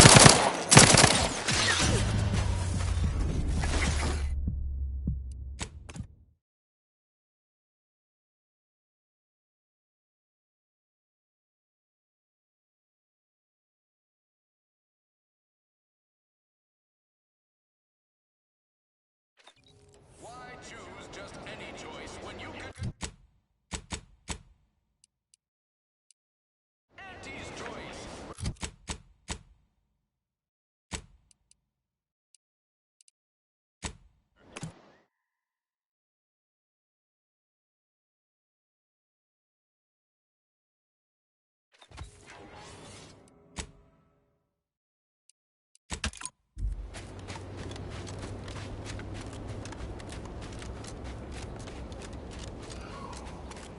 Well, you hate to be proven right. These folk have been dead a while. And that must be the machinery documentation. Over here, Commander.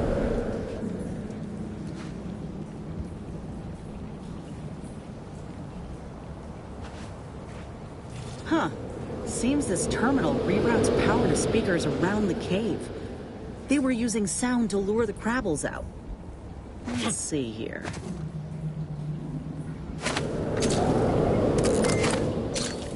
Generator's back on. Power up that phonotron, would you? Should cause enough ruckus to make the skeleton come out and play.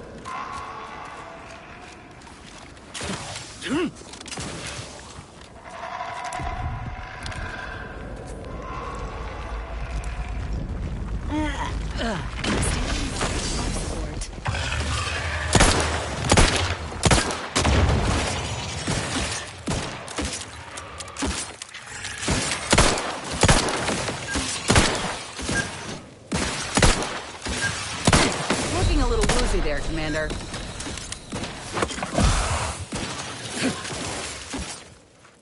Ain't making it easy for us. Watch yourself.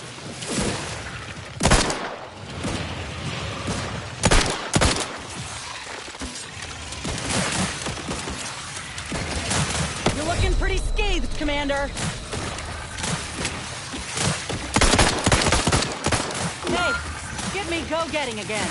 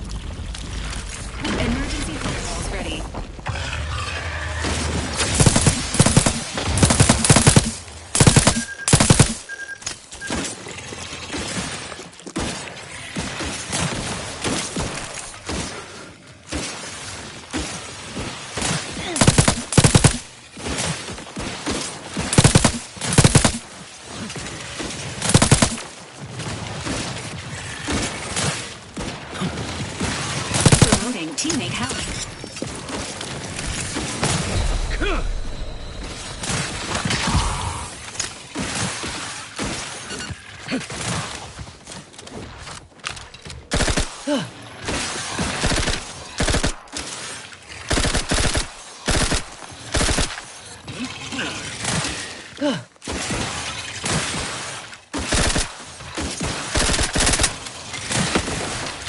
Health benefits available at your request.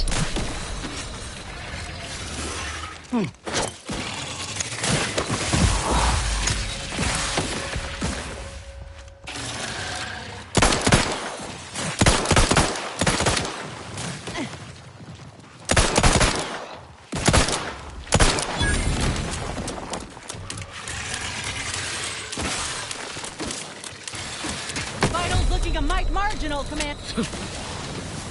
Anyone else? Here, a medic?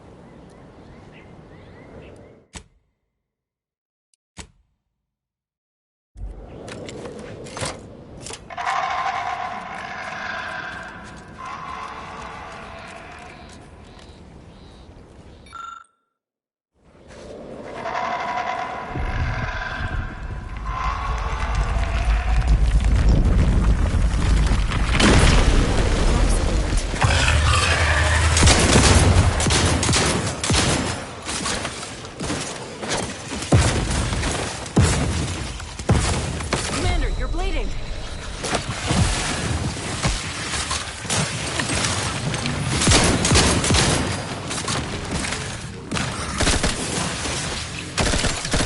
Ain't making it easy.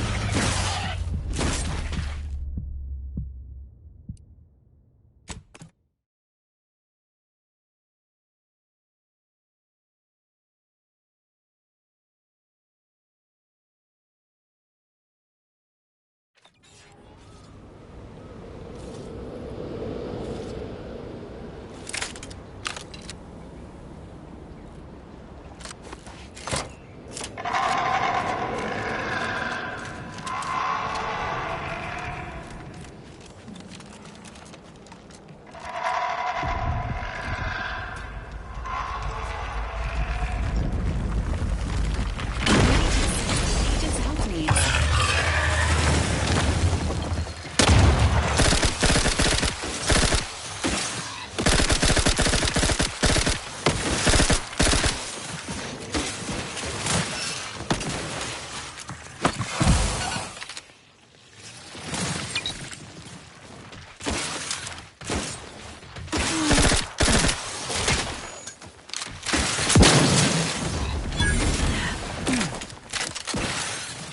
Maintaining your battlefield stamina.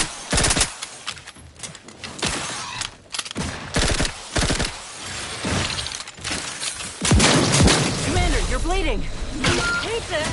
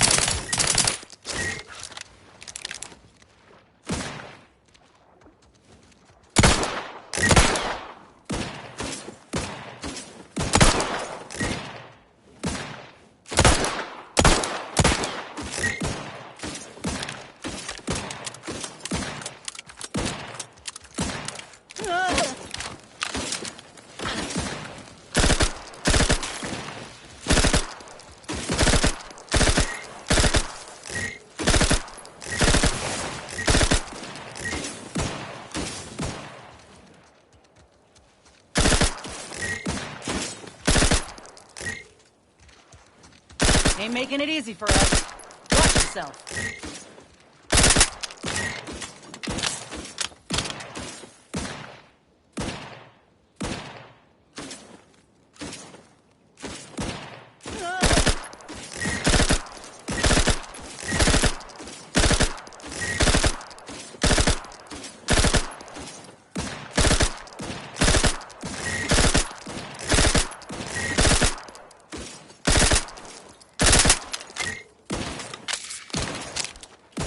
Standing by with life support.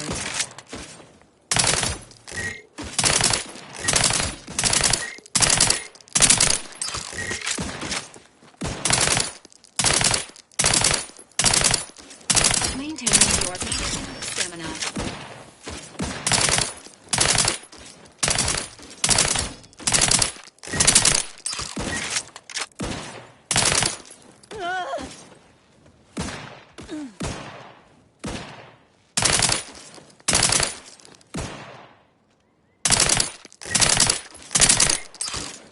Damn, he's tough. How's he still standing?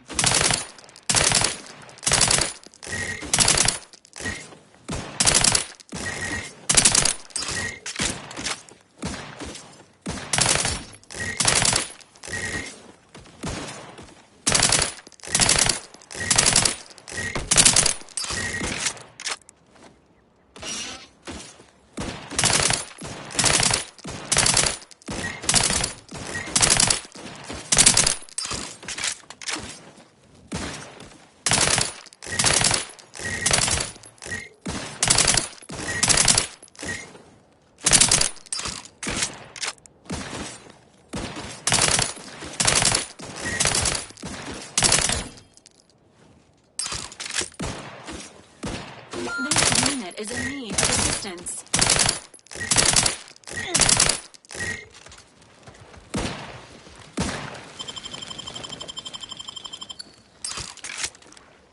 Resuming hostilities.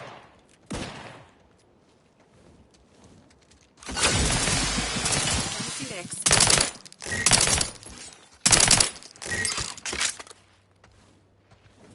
I hate to ask for help, but help?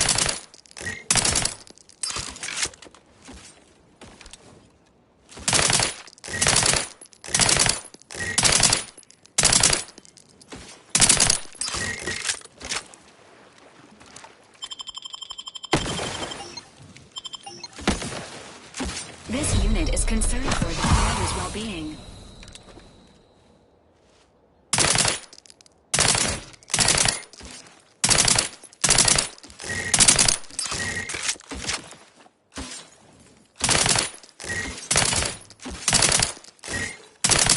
System failure. Standing by for assistance.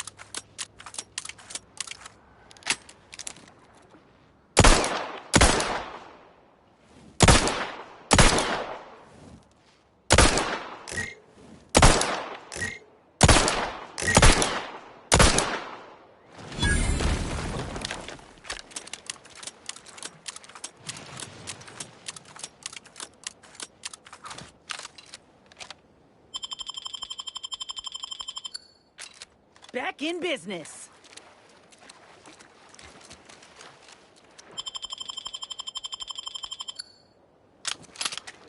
Resuming hostility. Emergency protocols ready.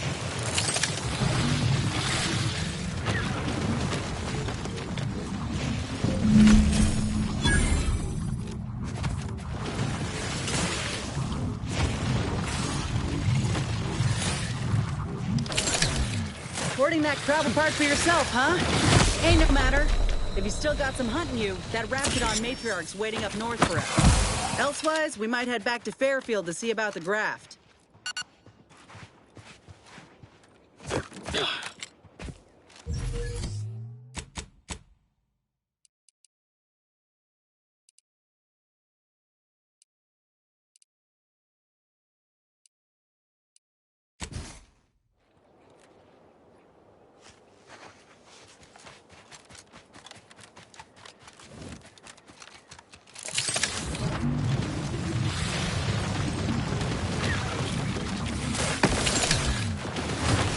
This unit patiently awaits repair.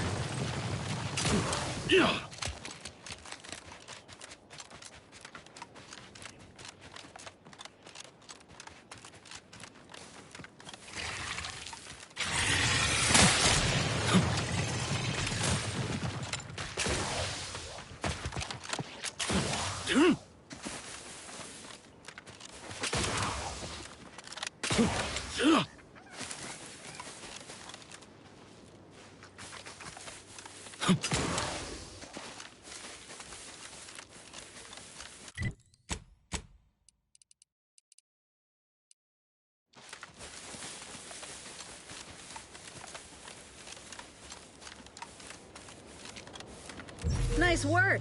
Resuming Mind hostilities. bringing it over here so I can take a gander?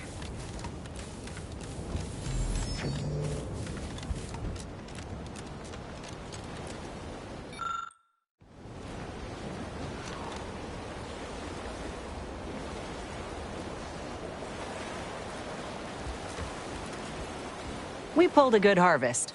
Doc Tinsley's going to be pleased. But if we could hunt for the other beast before bringing this specimen back to her, I'd be much obliged. Anyhow, was there something you needed, Commander?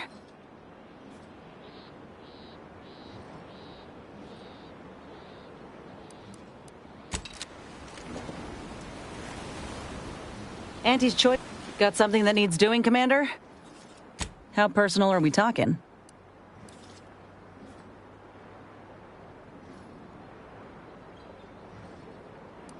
Then I keep pushing forward till I can't anymore.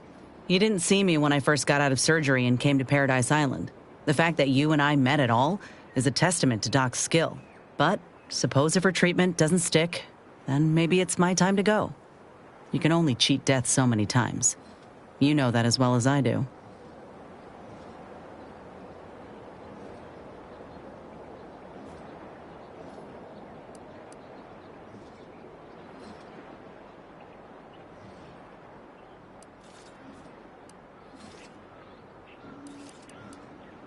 Oh, I couldn't even tell you who that doctor was or where they're stationed. Grafting was a procedure in its infancy, see? So corporate like to keep things hush-hush. Can't say I like the thought of it. Could have been cut open in the middle of a cave for all I know. I'd rather not dwell on those moments, if it's all the same to you. What matters is the here and now. But I would... Got something that needs doing, Commander? How personal are we talking? Well, like I said, we were both in the same unit. Me as a combat medic, him as a machine gunner. Everyone in my unit was from Tau Ceti, so we already had that in common. And we served on the front lines, which made us look out for one another that much more. See, most of us were laborers, and we just got our first real shot at something greater. We wanted to make a name for ourselves, and what better way to do that than become a hero? Our onboarders promised that if we demonstrated exceptionalism, showed initiative, that we'd get promoted quick. And our days of living in squalor would be far behind us.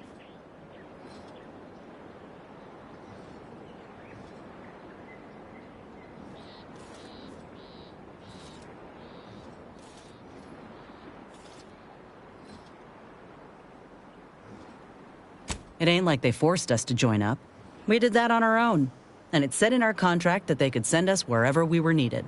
Can't complain if where we're needed is in a trench staring down the barrels of a minigun.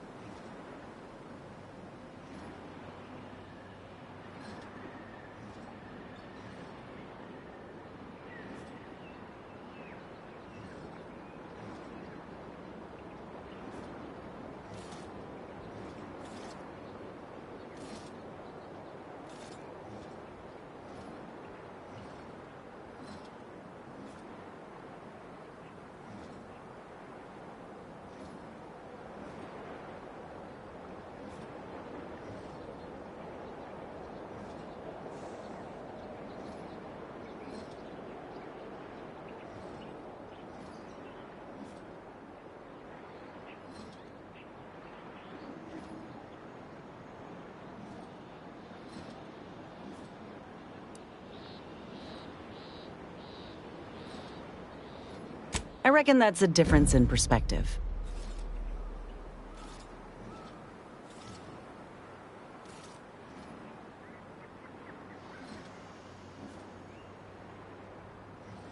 Of course. If I did my part, proved my worthiness, it'd pay dividends. Though, none of that holds true if your graft fails and takes you out of service altogether. Reckon Ortiz would have gotten grafted too, had he not missed the cutoff. I'm glad he did. He always thought himself the exception, but this kind of failure is beyond our control. Learned that the hard way. Anyhow, I hope for his sake he stays out of trouble, finds another way to prove himself. Maybe get out when he does, with as many bits as he can carry. We spent a week crouched in the same foxhole under aerial bombardment. Shared water one sip at a time by the end of it. Anyone would have been friends after that.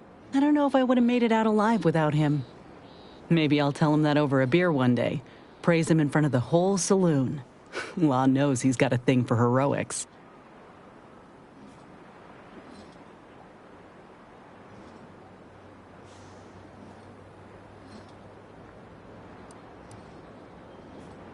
Commander, has your gray matter reverted to that of a prepubescent? No, we ain't, you know. We're friends. Nothing romantic-like. But maybe could have been, under other circumstances. But I'd say those circumstances have well and truly flown. He kept me clear-headed. Every so often there'd be a lull in the bombardments and I'd hear voices all across the field, calling out for aid, for Mama, for death. Almost got my head clean taken off when I tried to scramble out of the foxhole the first night. I heard a call for help and moved on instinct. Damn foolish of me, really. Ortiz told me not to panic, to wait till he could provide cover, to just shout first aid instructions where I could. It was too valuable to fall in battle, he said. It was a rough few nights at first, knowing I couldn't help folk who needed it. And the reward for that torment was my life.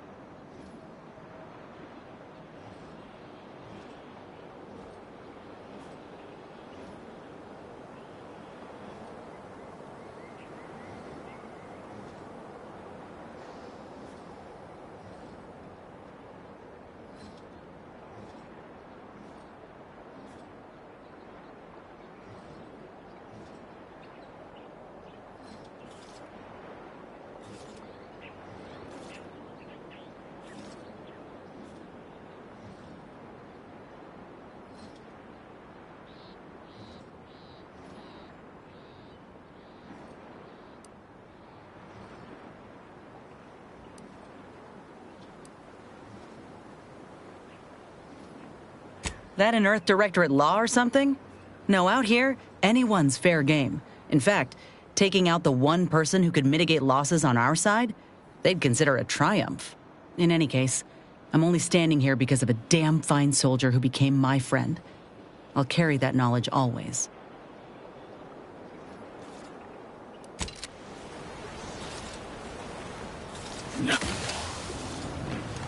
Auntie's got something that needs doing, Commander?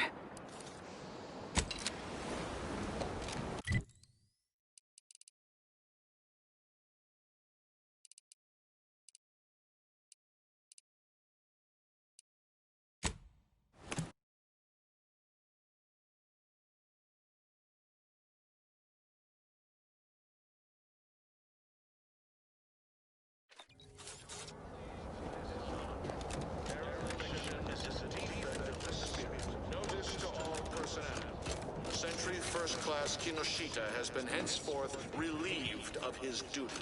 His responsibilities and obligations shall be honorably separated.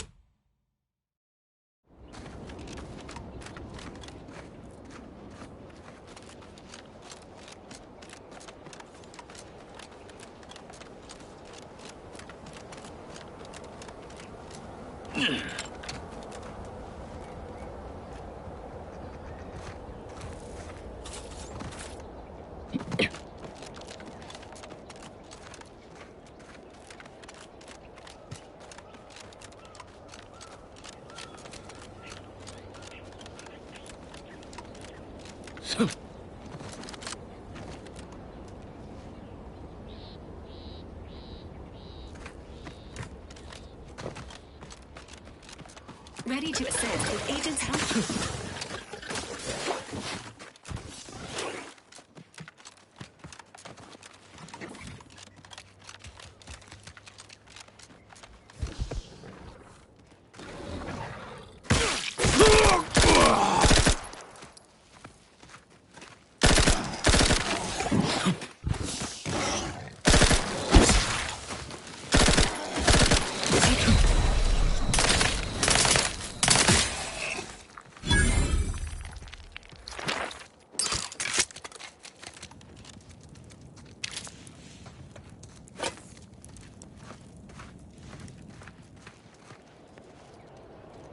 Let this log serve as a record of the fact that Sentry's first-class Briggs and Jakes are both still loyal to the Protectorate and the Sovereign, despite their acts of desertion. The mental state of Brigadier Montelli has been rapidly degrading over the past few months, and the Vox relay station is no longer safe for even the most loyal subjects. Initially, we assumed he was simply being overly cautious by increasing base security beyond the standards that are required by regulations. Unnecessary, but commendable. This quickly devolved into lashing out, seemingly at random. Finally, he started purging the traitors from our ranks. Any infraction, real or imagined, is now seen as an act of treason and deemed grounds for immediate execution. We could no longer live under the abuse of the paradigm. This may make us Look alive, traitors Commander. in the eyes of our superiors. But we will return to be judged when sanity has returned to the Vox relay station.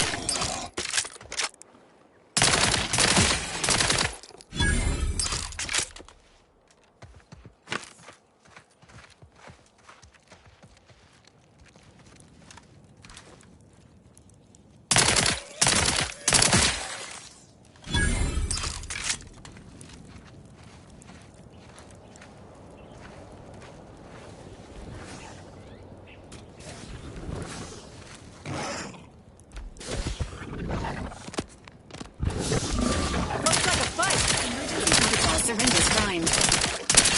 You are leaking an alarming amount of fluids, Commander. Reclassifying friendly fire as unfriendly.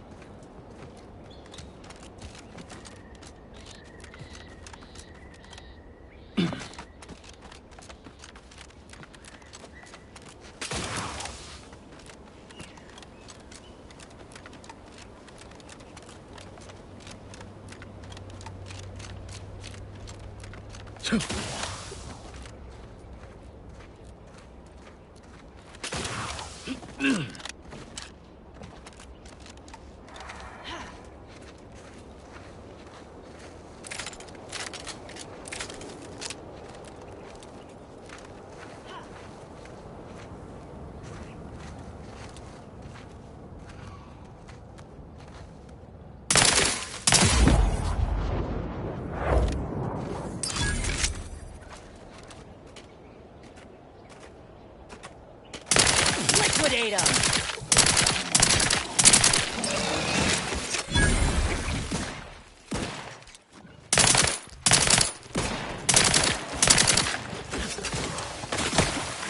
You're looking pretty scathed, Commander.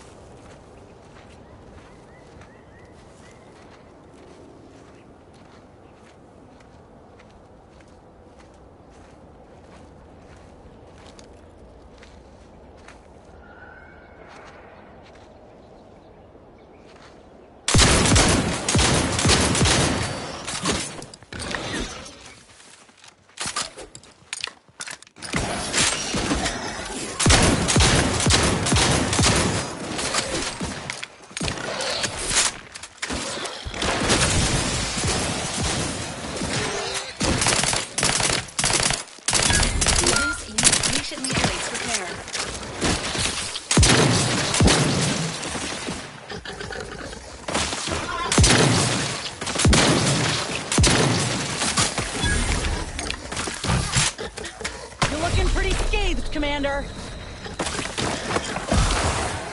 Help me end this fight on my feet!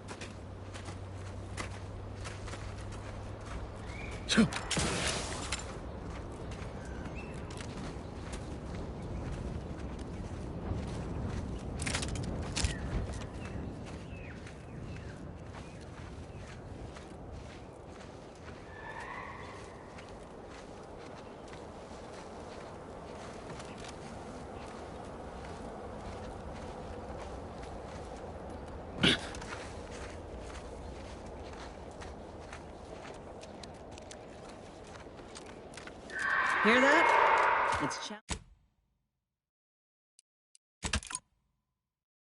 It's challenging us.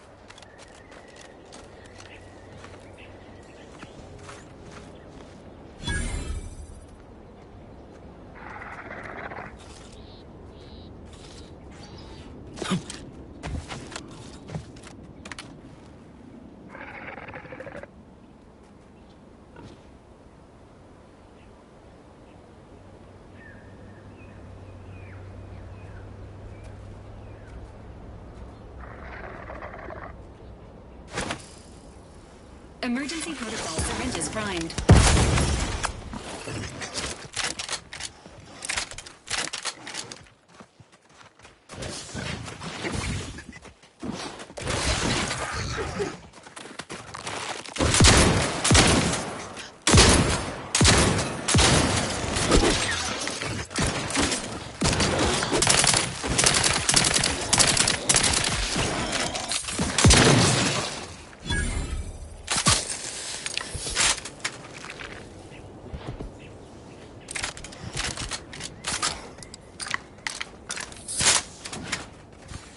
Liquidate them!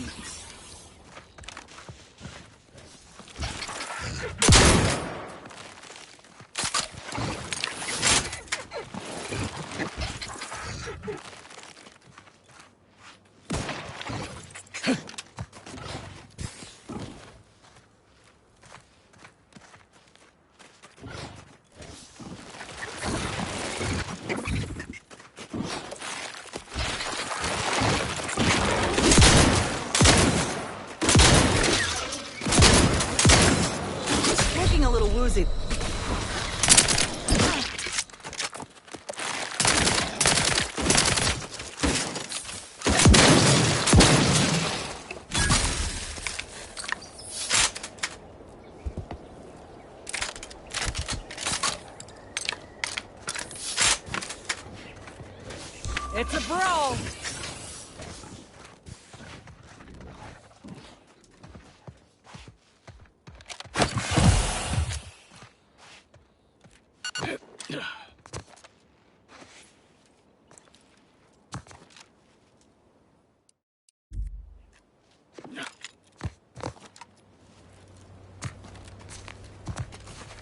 Armed and ready.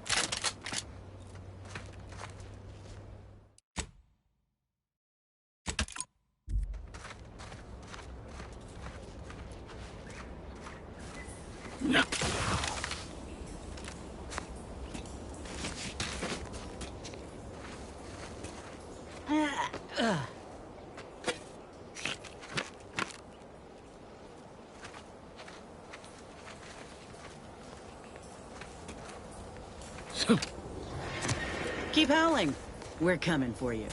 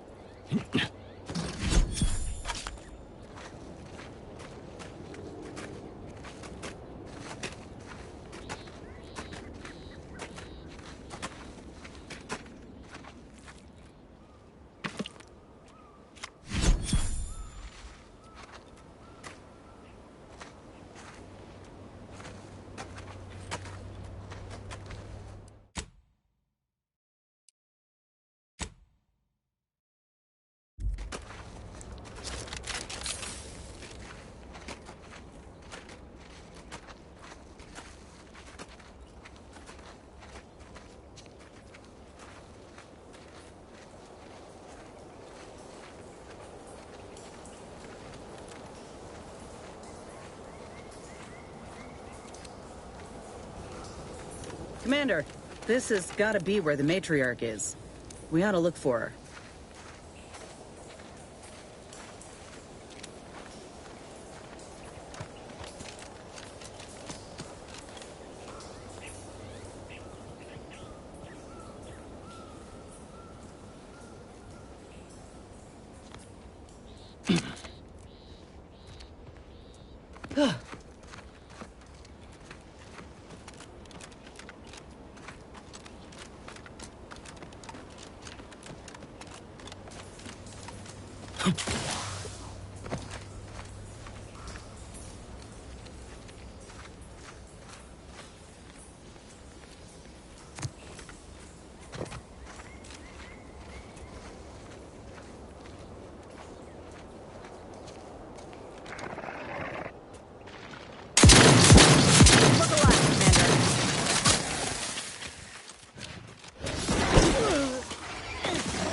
Have benefits available at your request.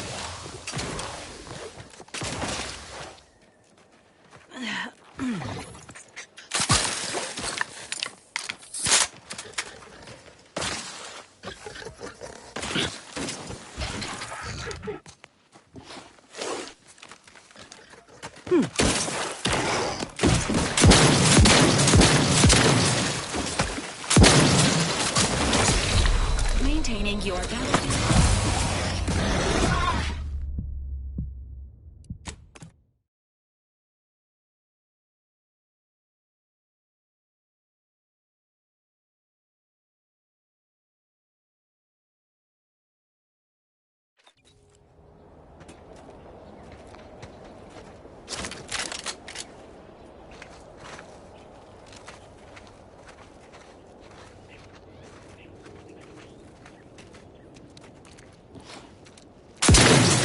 Syringes.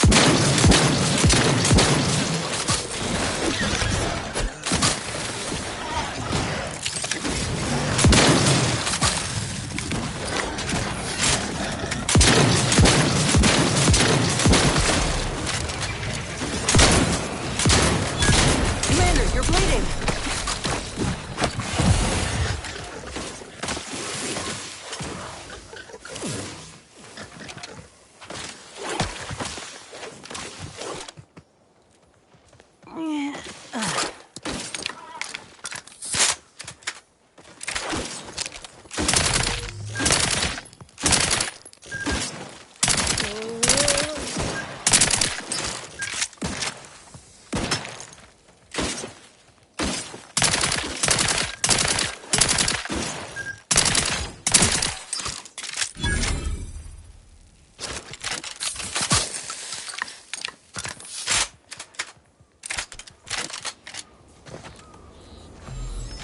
Let me handle this!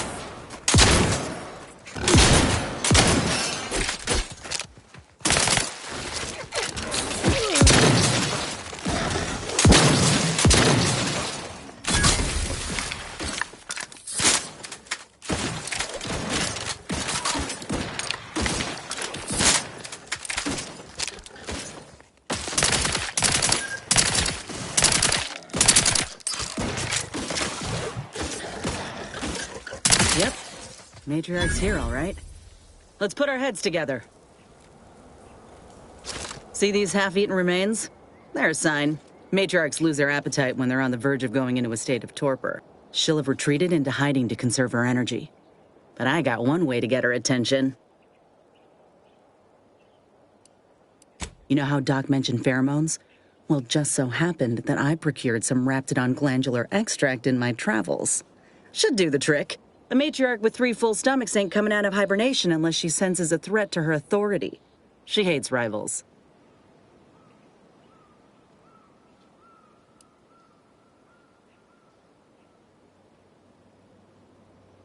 Old girl's apparently a very deep sleeper. Any other questions, or are you ready to meet this matriarch?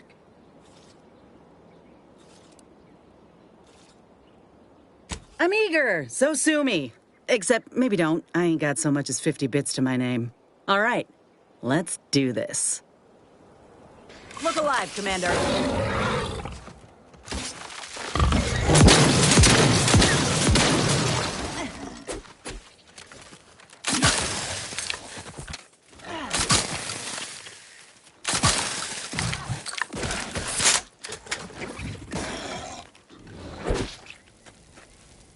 benefits available at your request.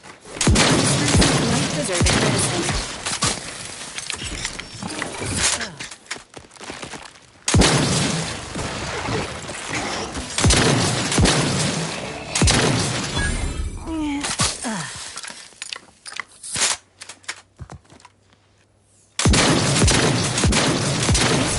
Concerned for the commander's well-being.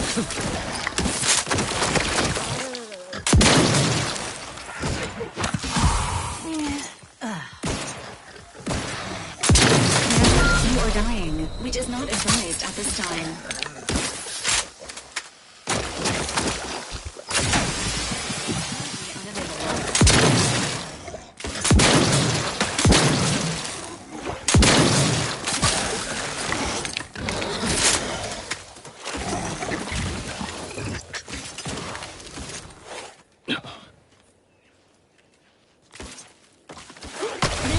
Advises healing yourself now.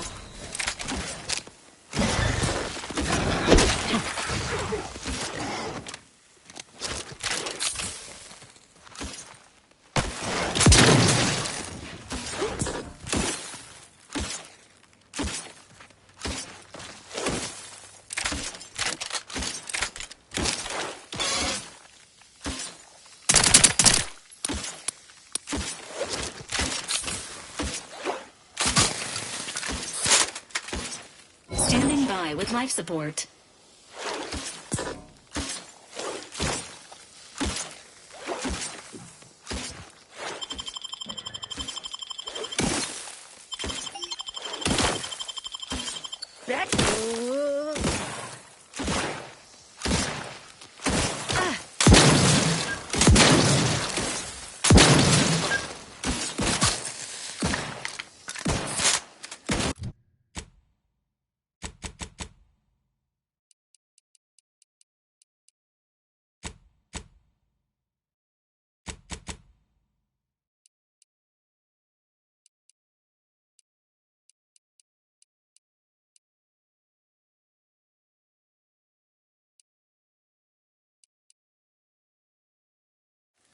Maintaining your battlefield stamina.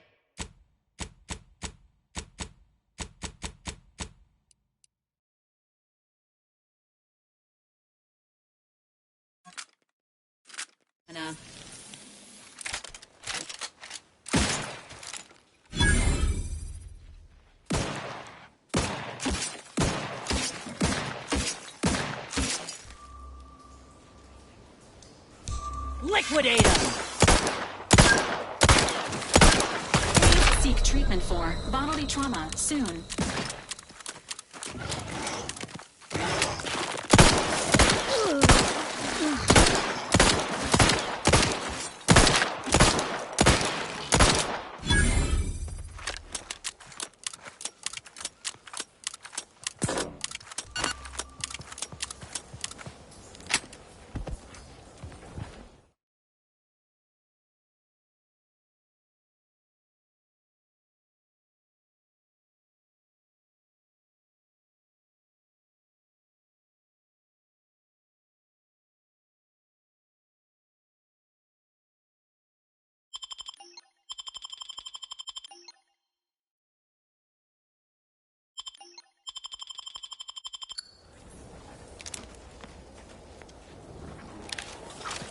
Looks like a fight!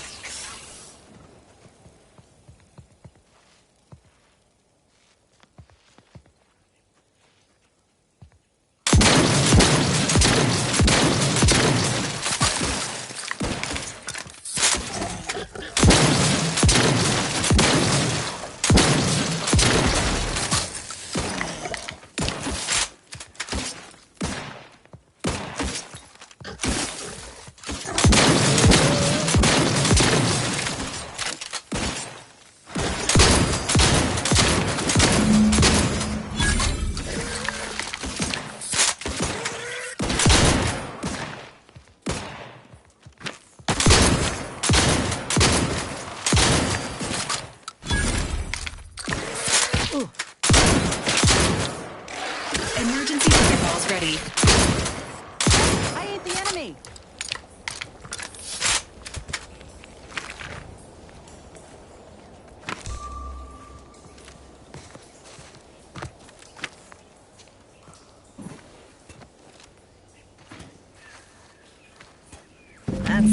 limb.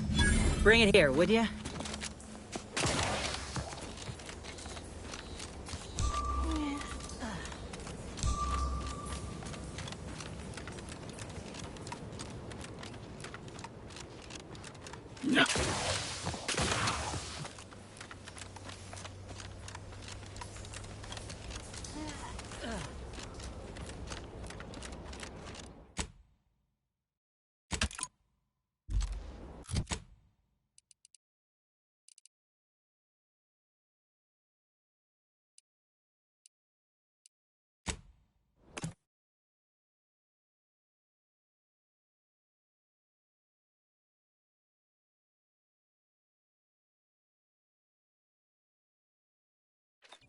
Whether it's an orifice or a face, Auntie's choice makes it cream. All these ricks got everyone riled up, including me. What are we supposed to do if we encounter one? Well, these riffs got me awful perturbed. Ain't reality hard enough without some nerve-wracking phenomenon punching holes in it?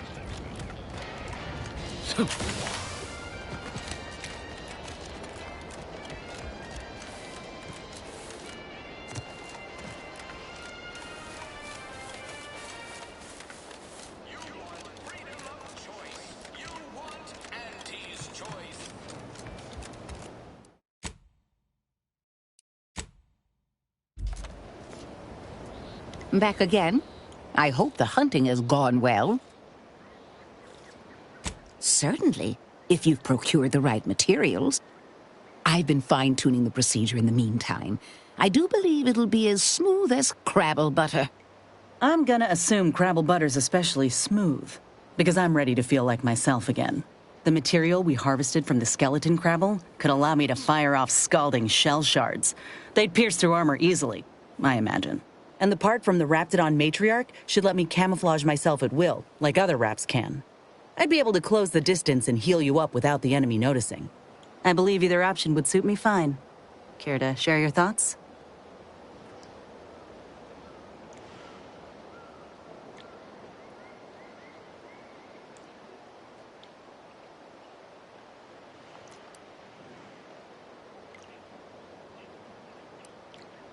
Then I will. And you know what? This makes me the first of Auntie's soldiers to graft with the skeleton's claw. I rather like the thought of being a pioneer. If you don't mind, I'll go ahead and take this spare part off your hands for my own research. Oh, the skeleton Crabble will be a splendid match for you, Inez. Go on now. Get sorted while I get this machine up and running. Mind the Raptidon drool on the table. No need to be nervous. I promise.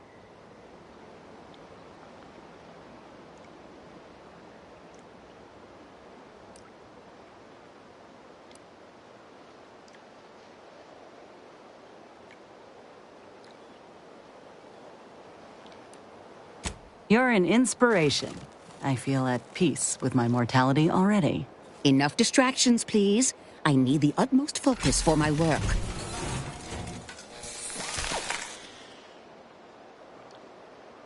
This is beautiful work.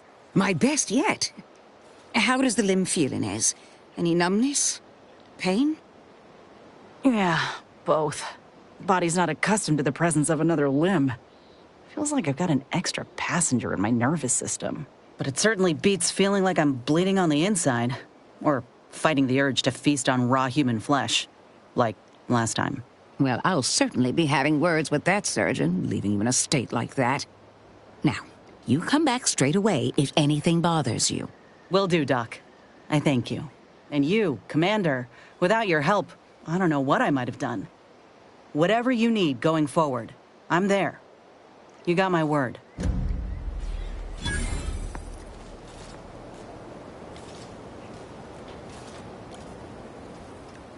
I feel strange. In a good way. Auntie's documentation doesn't describe the side effects of grafting with a Crabble, but so far, not hearing complaints from me. I'd say this officially puts me back in full fighting form. If you ever thought I might slow you down, you can give those fears a kiss goodnight.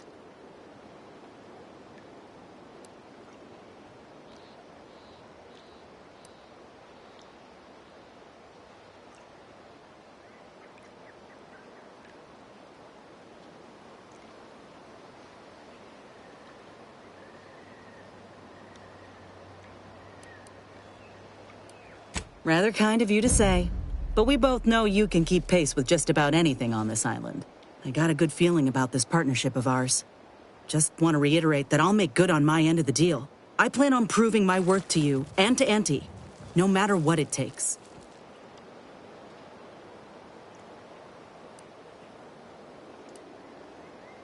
Oh, you'll get one, Commander. I swear.